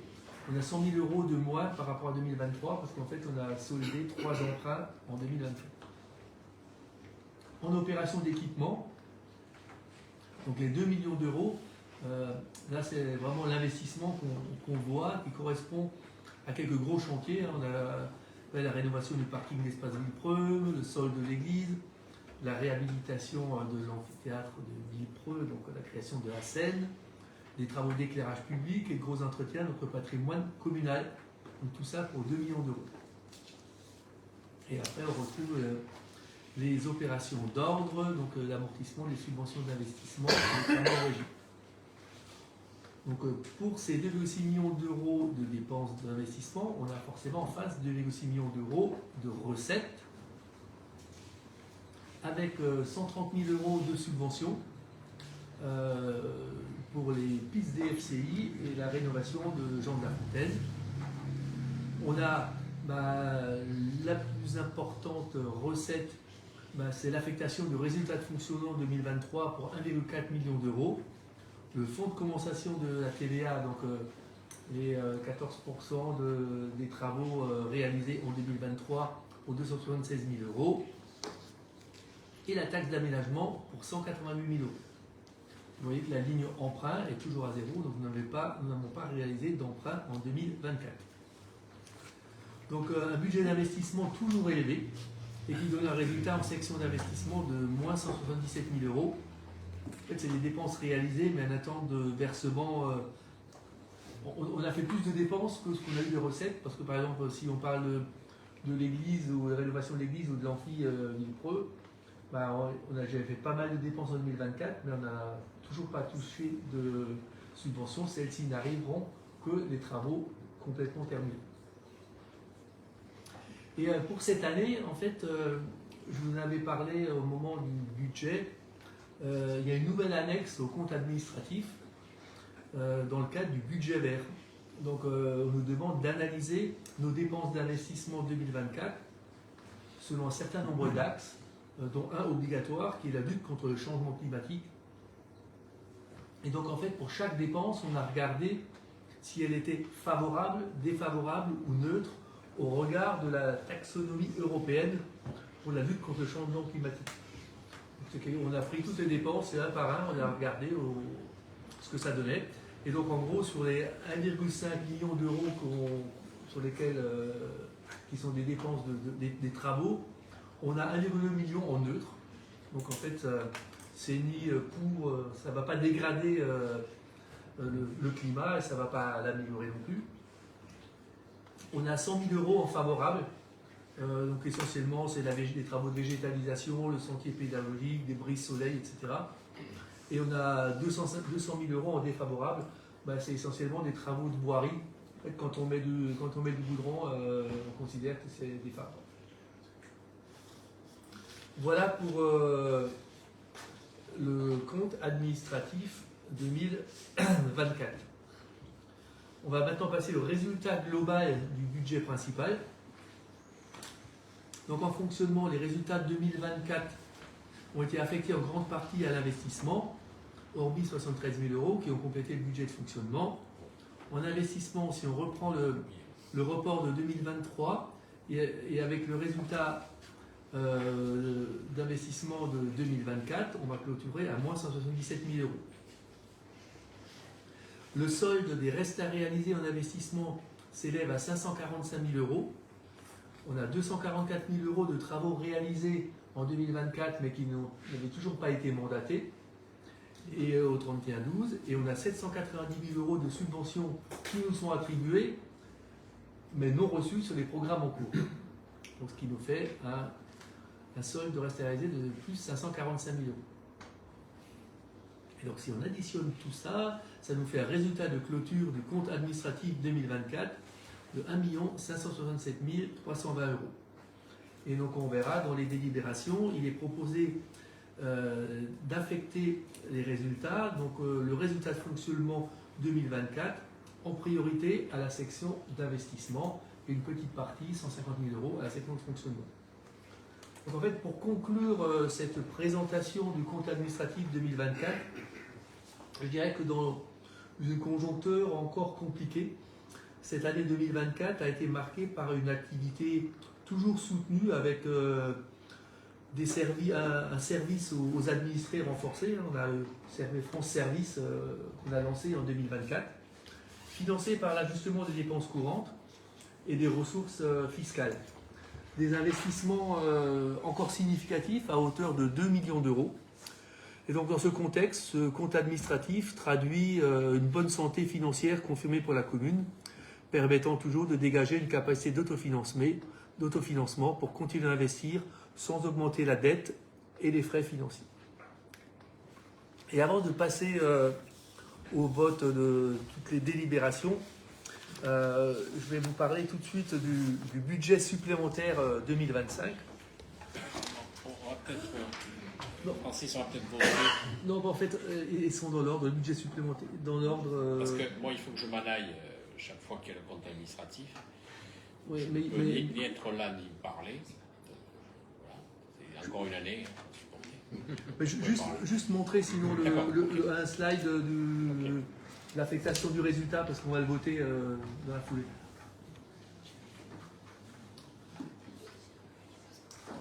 Oui, pour le budget supplémentaire, donc, il a pour objet donc, reprendre les résultats de l'exercice 2024, d'intégrer les restes réalisés 2024 en dépenses d'investissement et d'ajuster les recettes et les dépenses du budget primitif. Et donc en fait, pour cette affectation des résultats qu'on va voter rapidement là, je vais mettre la totalité. Donc l'affectation des résultats 2024 en section de fonctionnement et en fonds propres pour dégager des marges de manœuvre pour les dépenses d'investissement. Donc on va mettre 1 50 000 € en investissement, donc essentiellement pour annuler l'emprunt d'équilibre qu'on avait mis dans le budget primitif, une réserve pour gros travaux pour 1 180 000 €. On a aussi, comme je vous disais tout à l'heure, des restes à réaliser de 790 000 € en recettes et de 244 000 € en dépenses. Et on a aussi les moins 177 000 € de résultats négatifs reportés de 2024. Pour l'affectation des résultats de fonctionnement, donc les 150 000 €, on va faire un ajustement de crédit. Sur cet ajustement de crédit, on aura en recettes moins 9 000 € pour la subvention de Villepreux qu'on va diminuer, parce qu'en termes de ce qu'on a voté au budget primitif, on n'a pas besoin d'en mettre autant. On va enlever aussi 21 000 € à la subvention au CCAS, parce que vu les résultats de 2024, on peut démarrer avec une subvention plus faible. Par contre, on va rajouter en dépenses 9 000 € sur le DIDICO, donc cette nouvelle ponction budgétaire qui initialement était prévue à 50 000 €, puis à 60 000 €, et en finale, ça sera donc 69 000 €. Donc on avait prévu 60 000 € au budget primitif, donc il faut rajouter ça. Et un certain nombre de dépenses, entre autres, on va se faire assister pour renégocier le contrat avec la CAF, contrat global de fonctionnement avec la CAF. C'est 600 000 € chaque année de recettes, donc il faudra qu'on regarde ça quand même de très près, donc on sera aidé sur ce sujet-là. Voilà pour les dépenses et les recettes pour le budget supplémentaire. Et donc maintenant, on va regarder ça de près, toutes les délibérations. Merci Francis. Donc je vous propose, on va voter les comptes de gestion. D'abord, ensuite je m'échapperai. Notre doyen d'âge, Jean-Philippe Montmarty, prendra la relève, tel que le prévoit le Code général des collectivités territoriales. Donc, dossier numéro 19, budget annexe de l'espace Villepreux, compte de gestion du receveur municipal. Donc, qui correspond bien évidemment. Alors, ça concerne bien sûr d'abord le budget annexe de l'espace Villepreux. On fait les trois budgets là. Voilà. Donc, section d'investissement 386 000 €, section de fonctionnement 12 470. Qui est contre? Qui s'abstient? Je vous remercie. Je vous propose de passer directement, comme ça je pourrais m'échapper, passer directement au dossier numéro 22, voilà. Donc il s'agit du compte de gestion du budget annexe du lotissement communal de Clos Déjeuner, section d'investissement telle que Francis vous l'a dit tout à l'heure, c'est 0, et fonctionnement moins 4 210 €, qui est contre, qui s'abstient. Et enfin, après, le compte de gestion de la commune, qui est le 25. Donc, ça reprend bien évidemment les chiffres. En investissement, moins 28 887,73. Et en fonctionnement, plus 1 126 521,78. Qui est contre, qui s'abstient. Voilà, je cède la parole pour les comptes administratifs à Jean-Philippe Montmarty.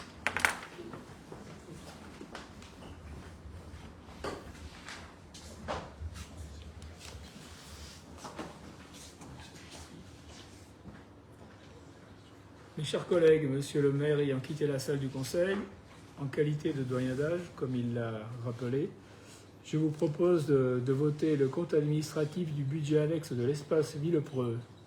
Qui est pour? Je vous remercie. Nous allons passer ensuite au vote du compte administratif du budget annexe du lotissement du Clos des Genêts. Qui est pour? Je vous remercie.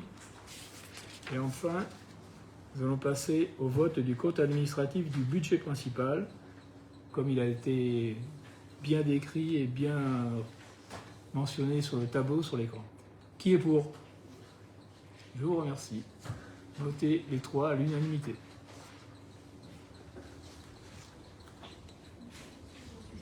Monsieur le maire pour regagner sa place. Moi, je n'étais pas parti trop loin. Bon.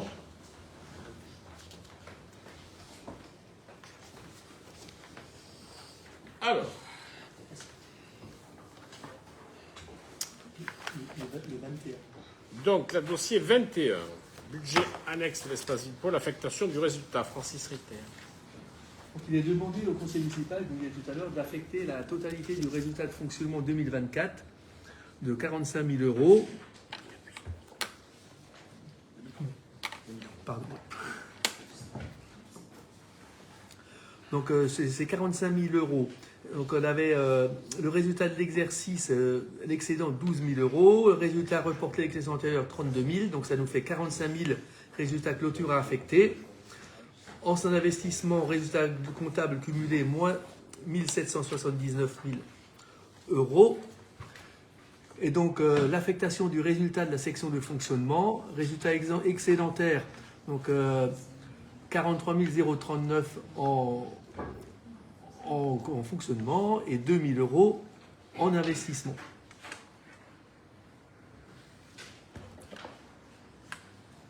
Bon, les conclusions sont mises au voie.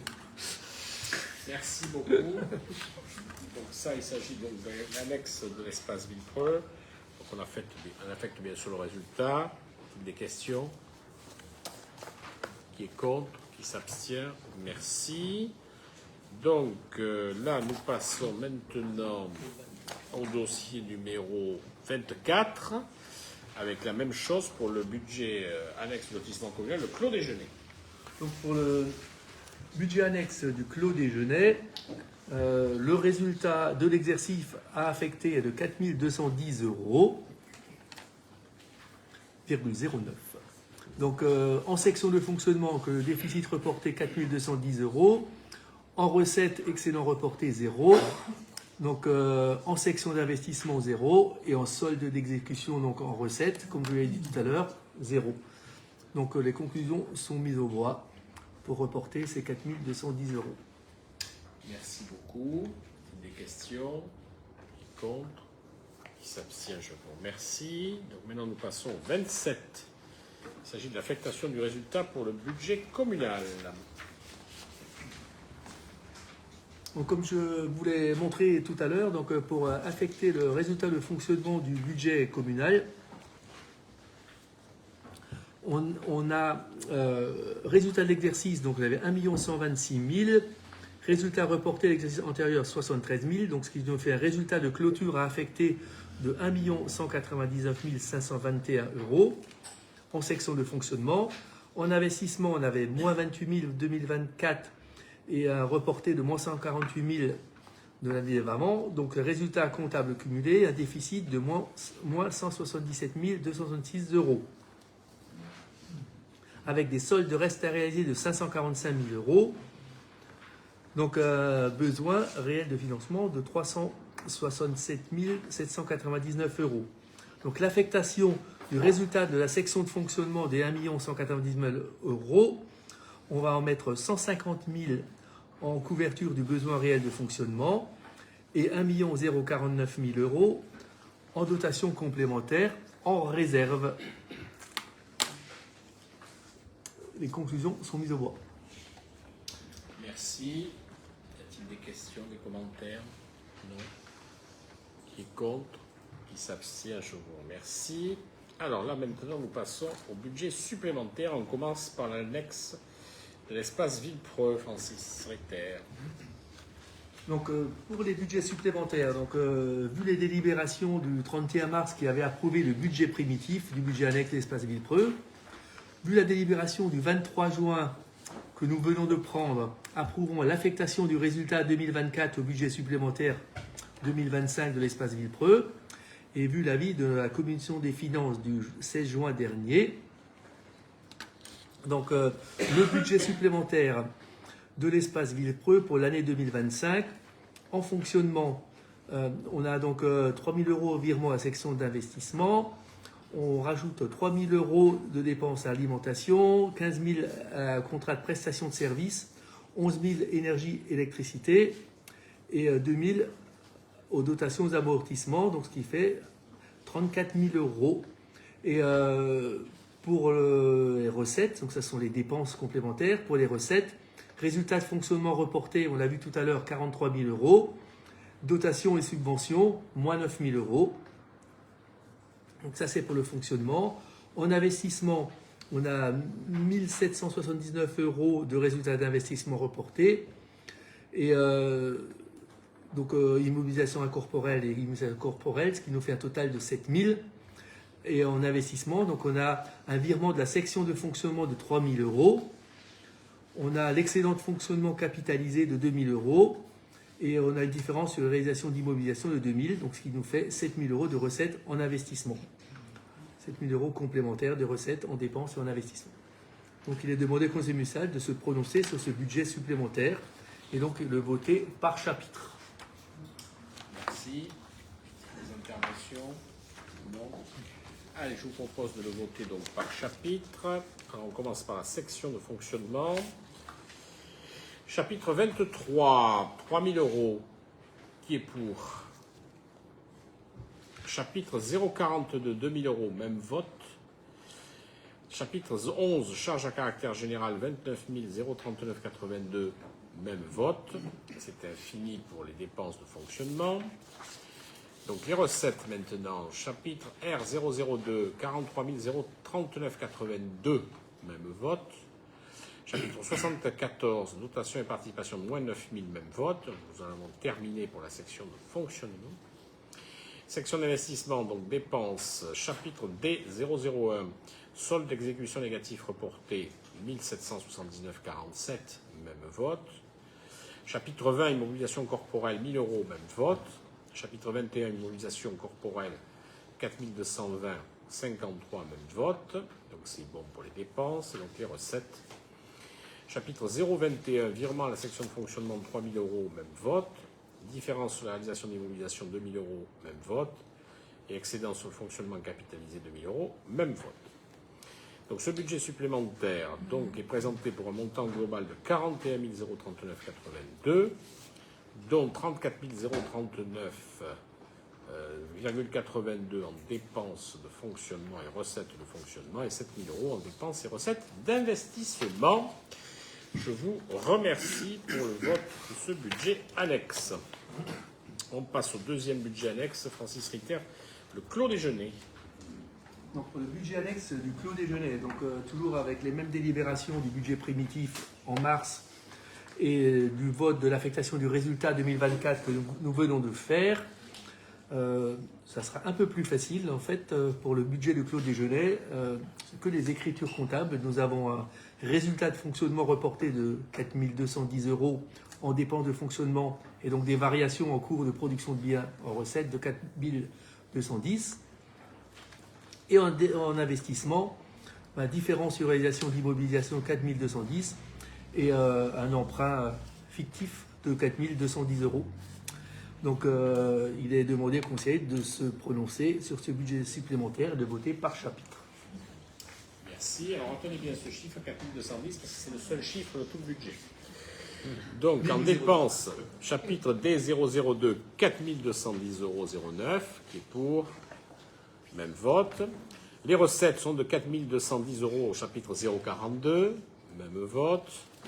Les recettes, alors maintenant, pardon, les recettes, oui. Les dépenses d'investissement, 4210,09 €, même vote. Et donc les recettes financières, 4 210,009. Voilà, donc le total d'investissement est à 4 210,009, le fonctionnement 4 210,009, ce qui fait, ça ne vous surprendra pas, 8 420,18. Voilà, c'est un budget très simple finalement, mais qui prendra de l'épaisseur dans les années qui viennent. Il ne faut pas dire les mois, enfin il vaut mieux dire les années, par expérience. Chapitre des recettes. Oui, des recettes, oui, bien sûr. Alors, nous passons maintenant au budget communal, budget supplémentaire, toujours Francis Ritter. Donc, pour le budget supplémentaire, le budget principal, donc toujours vu notre vote délibération de mars pour le vote du budget primitif, l'affectation des résultats 2024 que nous venons de voter, et tout cela a été vu et analysé et discuté en commission des finances le 16 juin 2025. Donc le budget supplémentaire pour le budget principal année 2025.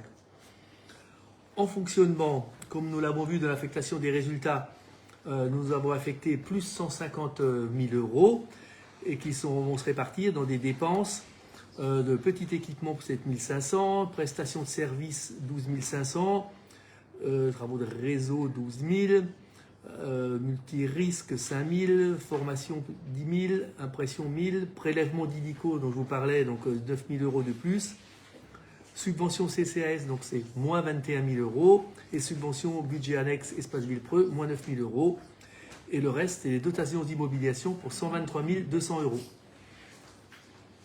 Et donc en face, on a les recettes, les 150 000 euros, qui nous viennent donc dans l'affectation des résultats 2024. En investissement, dans les restes réalisés 2024, on avait 244 934 euros. Qu'on dépense, on a 23 500 euros d'achat de matériel d'outillage et mobilier en plus, et les gros travaux de patrimoine, on rajoute donc 220 000 euros. On a le déficit d'investissement 2024 reporté de 177 000. Et donc ça, c'est les restes à réaliser.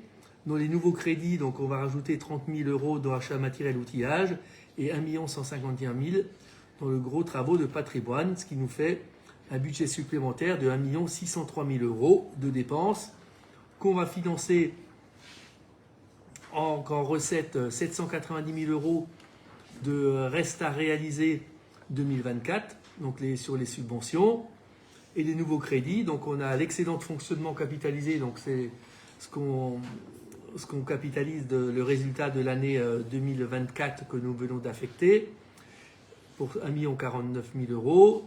Et on a des dotations d'immobilisation de 123 000 euros. Et on a donc en recette moins 358 000 euros. C'est l'emprunt fictif qu'on avait mis au budget primitif pour équilibrer le budget au mois de mars.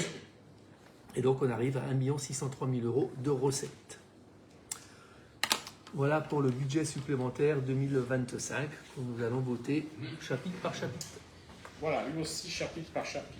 Alors, y a-t-il d'abord des questions d'intervention? Bon. Allez, nous y allons. Alors, section de fonctionnement, chapitre 11, charge à caractère général, 48 000 euros. Qui est pour? Je vous remercie. Chapitre 14, atténuation de produits, 9 000, même vote. Chapitre 65, charge de gestion courante, moins 30 200, même vote. Chapitre 042, opération d'ordre entre section à section, 123 200 euros, même vote. Résultat de fonctionnement reporté, 150 000 euros, même vote. Investissement, opération 141, opération d'équipement, achat de matériel, 23 494, même vote. Opération d'équipement gros travaux du patrimoine, 221 440, 21, même vote. Chapitre D001, solde d'exécution négatif reporté, 177 266, 44, même vote. Opération 141, opération d'équipement de matériel, 30 000 euros, même vote. Opération 142, gros travaux du patrimoine, 1 151 521, 80, même vote. Et enfin, pour les recettes, chapitre 13, section d'investissement, 790 000 euros. Chapitre 10, dotation au fonds divers, 1 049 521 78, même vote. Pour l'instant, nous avons encore au chapitre 16 de l'emprunt, 358 999 000 euros, même vote.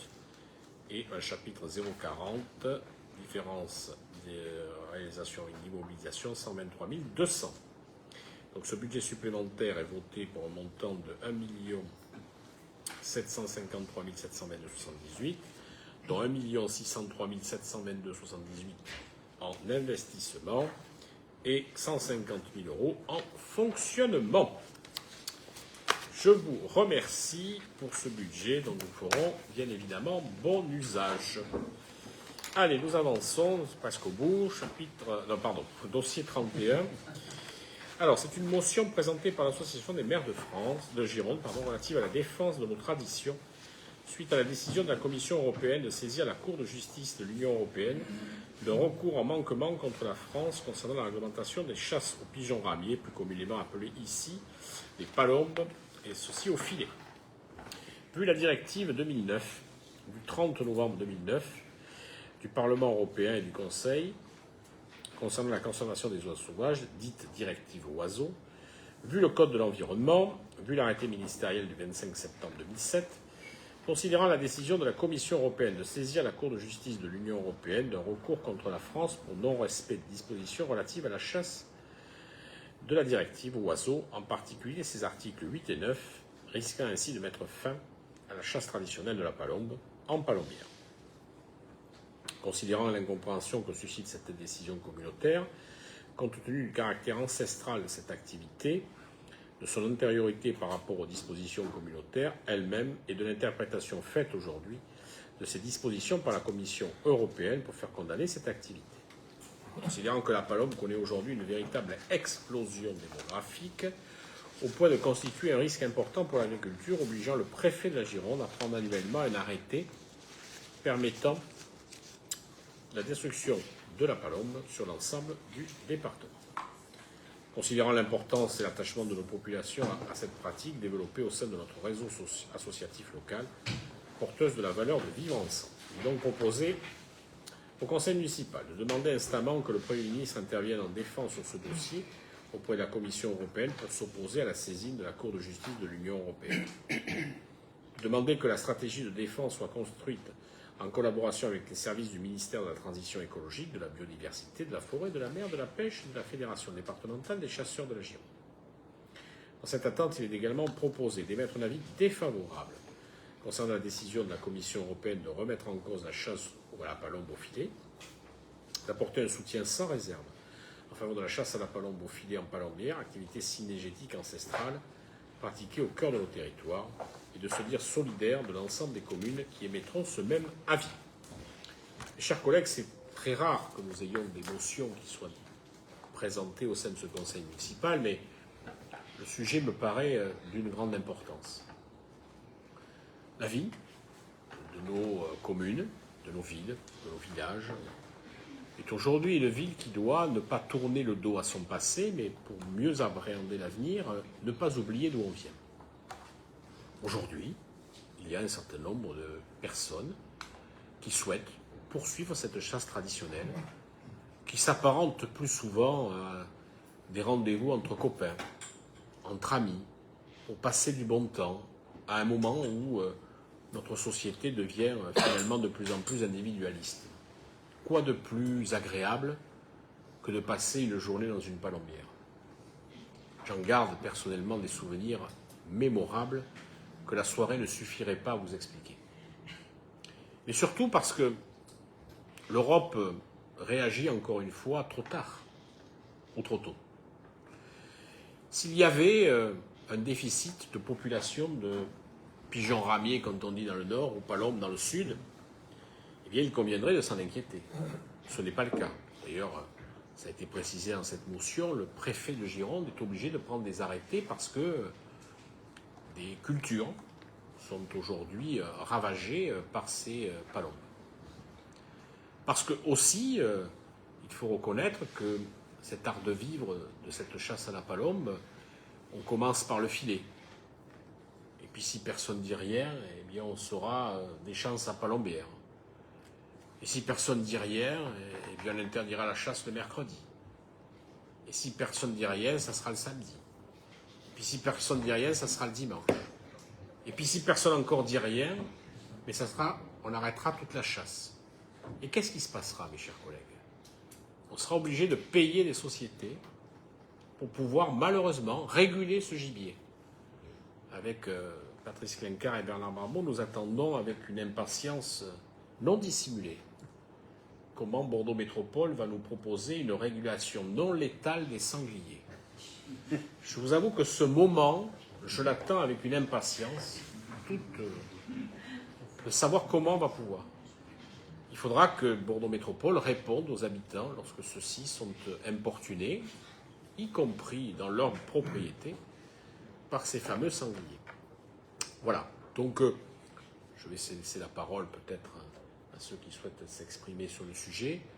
En tout cas, par respect, par des gens qui nous ont précédés, par respect par des traditions locales, familiales, amicales, je voterai sans aucune ambiguïté cette délibération, enfin cette motion en tout cas, tout en ayant à cœur que le sud-ouest de la France, c'est aussi fort de ses traditions.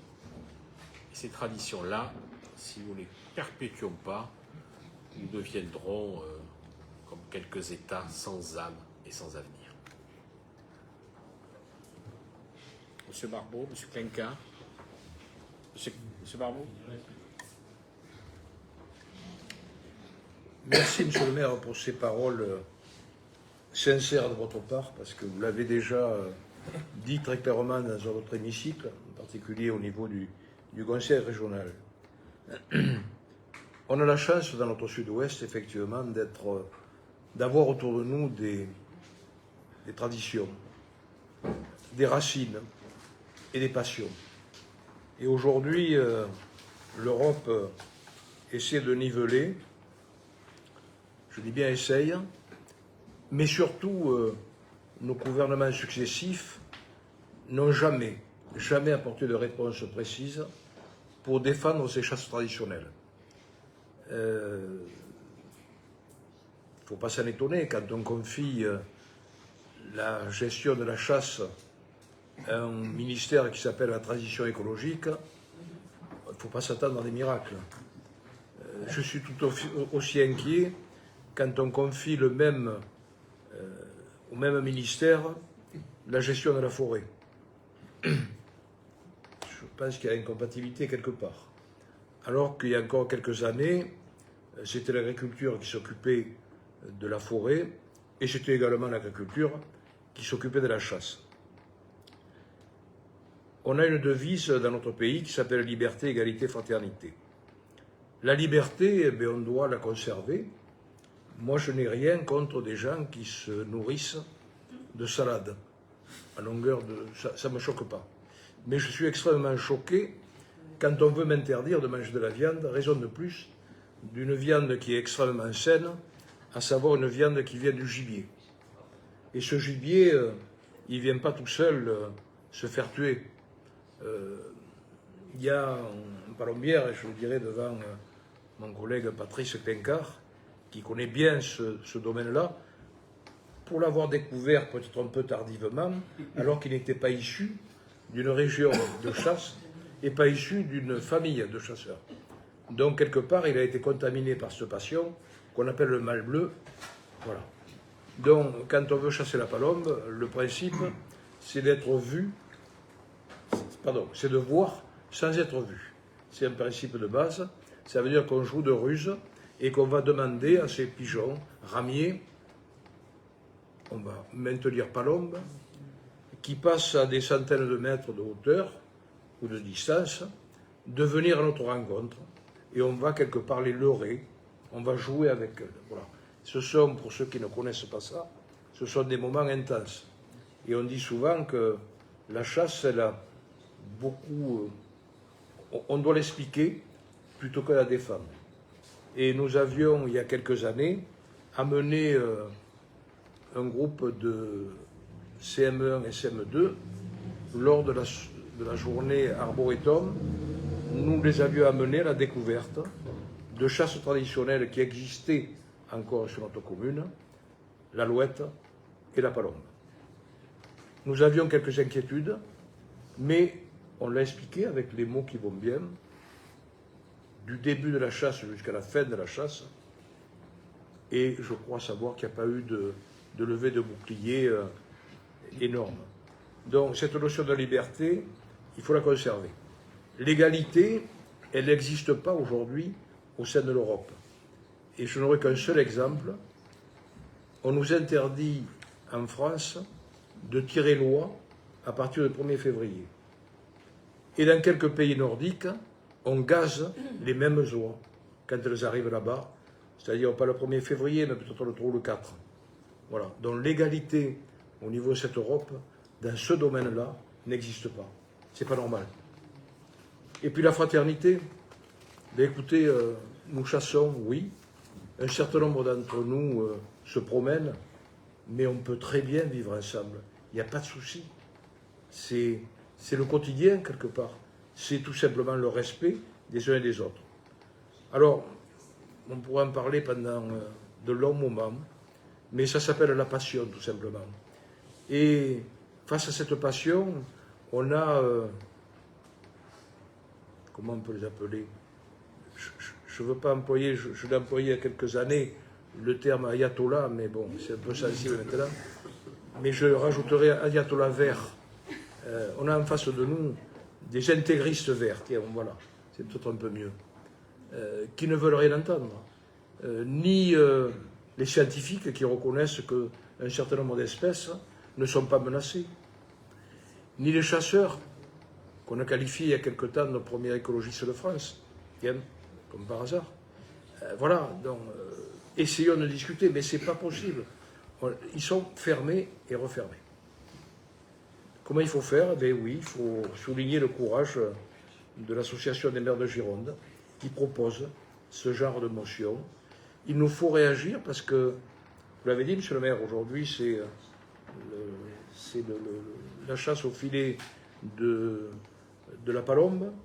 Vient de tomber un texte du ministère de la Transition écologique qui propose un moratoire sur 10 espèces d'oiseaux supplémentaires, à la fois des oiseaux maritimes, du canard entre autres, et puis quelques espèces, la tourterelle et autres.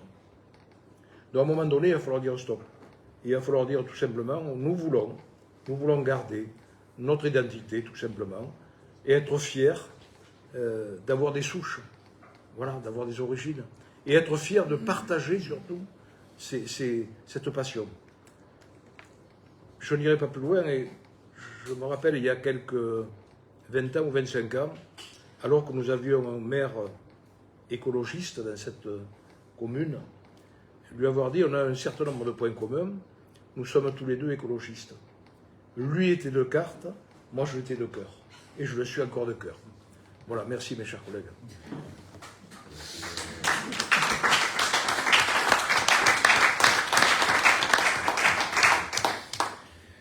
Patrice Clinquart, la parole. Un dernier mot, il est tard, je vais être assez rapide. C'est vrai, comme disait Bernard, je suis un peu tombé dedans, ça fait à peu près un peu moins de 30 ans que je chasse la palombe en palombière.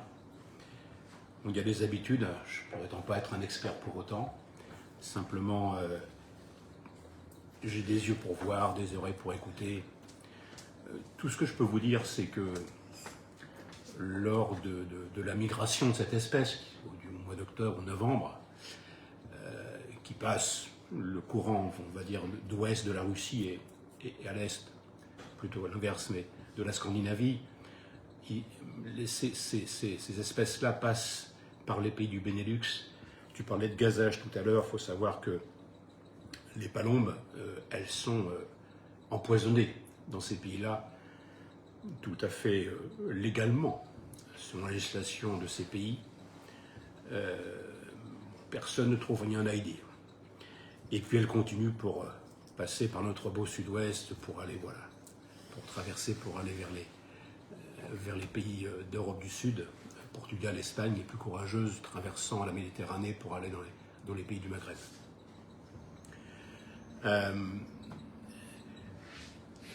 Ce que je pense en fait, c'est que la vraie question à se poser, c'est, puisqu'elle est chassée depuis la fin du 19e siècle, qu'est-ce qui se passerait si cette espèce en fait n'était pas chassée?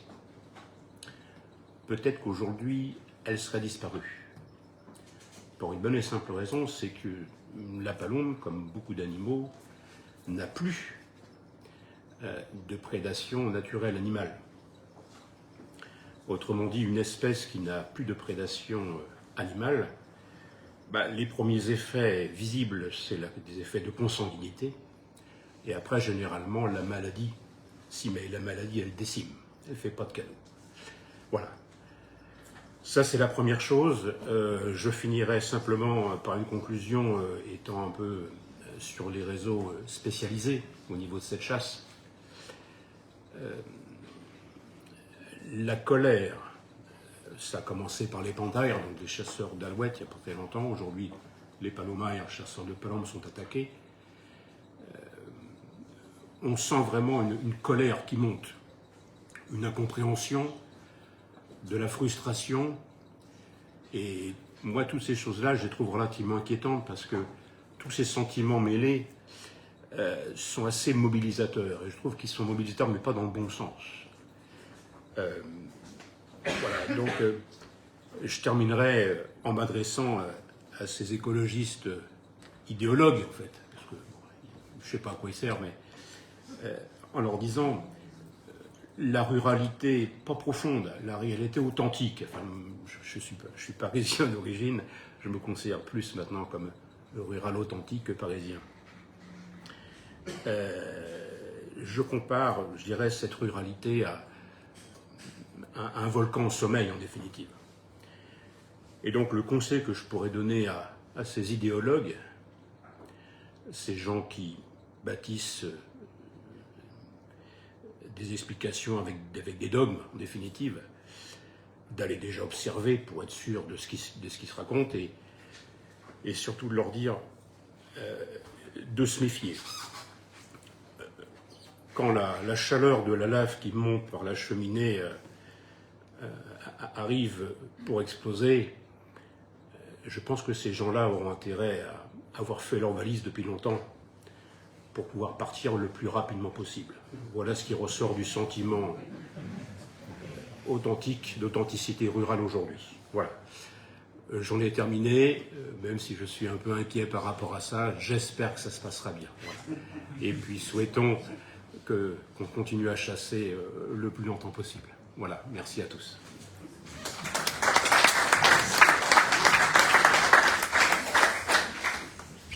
Quelqu'un souhaite prendre la parole? Non. Bon. Voilà, donc je vais mettre cette motion aux voix. Qui est pour le manifeste en levant la main? Je vous remercie.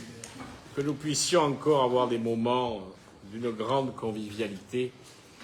J'ai dit à la tribune du conseil régional l'autre jour que j'ai vécu des moments inoubliables dans les palombières. Je pèse même bien mes mots, c'est bien des moments inoubliables. Voilà. Et je n'ai jamais tiré sur une gâchette de fusil, ce qui ne m'a pas empêché de passer de bons moments. Donc j'ai envie de continuer à pouvoir en passer d'autres bons moments. Et j'ai envie que certains puissent exercer leur passion. Et puis, parce que je suis quand même un Européen convaincu, franchement, je pense que l'Europe a bien d'autres sujets à s'occuper que cette régulation-là. Voilà. Quand je vois l'actualité internationale, je pense qu'il y a vraiment des sujets qui demandent une mobilisation de l'Europe plutôt que la taille des filets des palombières. Alors, il me reste 2 décisions à vous communiquer. La première, donc, c'est la décision du maire numéro 3. J'ai donc attribué une subvention au Centre communal d'action sociale de 100 000 € pour l'année 2025 pour son fonctionnement. Voilà. Sylvie Broissard va être contente. Voilà, elle pourra donc faire plein de choses avec ces 100 000 €. Et puis la deuxième, qui va bien sûr dans le sens de la délibération que nous avons fait tout à l'heure, puisque nous avons bien sûr attribué le marché en procédure adaptée de maîtrise d'œuvre pour la réhabilitation globale de l'école Molière à A3 Architectes, donc, qui est un cabinet d'architectes du 96 cours Journu-Aubert à Bordeaux, voilà, que nous connaissons bien pour l'avoir déjà fait travailler. Donc le budget est voté, le maître d'œuvre est choisi, et voilà, on va y aller, et tout à fait normalement sans aucune difficulté. Alors, il me reste à vous donner les dates des prochains conseils, parce que comme vous en avez l'habitude, je vais vous les donner pour les 6 mois à venir. Voilà, donc le prochain conseil, alors bien sûr, je vous laisse tranquille à mois de juillet-août, bien sûr. J'ai pensé en faire un le 16 août, mais j'ai pensé que ça ne serait pas bien opportun. Donc je vous propose le lundi 22 septembre. Voilà, lundi 22 septembre. Lundi 20 octobre. Oui, pour les raisons évoquées. Lundi 17 novembre, alors sous réserve, parce que vous savez que ce conseil de novembre, des fois on le fait, des fois on ne le fait pas, donc sous réserve. Et enfin, nous nous quitterons toujours avec un petit moment convivial, le lundi 15 décembre 2025, voilà, le lundi 15 décembre 2025. Juste, je me dois de vous dire quand même, puisque nous avons voté ce compte administratif et ce budget, que par esprit éthique, nous ne voterons pas avant les élections municipales de budget. Voilà, il nous semble normal de ne pas interférer dans la campagne et que donc, le budget ne sera voté qu'au mois d'avril à l'issue des élections municipales. Mais nous aurons très certainement le débat d'orientation budgétaire que nous devrons faire dans cette période-là, mais ce budget sera voté après. Une chose que moi j'ai toujours appliquée depuis que je suis maire, c'est de ne pas présager de l'avenir. Voilà, hein, c'est normal de laisser à ceux qui sont élus le soin de voter leur budget. J'aurais aimé que l'on fasse comme ça pour moi, il n'y a pas de raison que je ne le fasse pas pour les autres. Voilà, en tout cas, je vous souhaite à tous et à toutes, avec quelques jours d'avance, mais je sais que ce sera le cas pour beaucoup d'entre vous, de bonnes vacances. Voilà. Reposez-vous, profitez-en bien, revenez-nous en grande forme au mois de septembre. Quelque chose me dit que cette période sera plus intense, voilà, étant dans la dernière ligne droite de quelques échéances électorales de mars 2026. En tout cas, bonne soirée à toutes et à tous. N'oubliez pas de signer les parapheurs avant de partir, sinon vous serez obligé de revenir demain. Voilà, merci. Bonne soirée à ceux qui nous regardent et à très bientôt. Au revoir.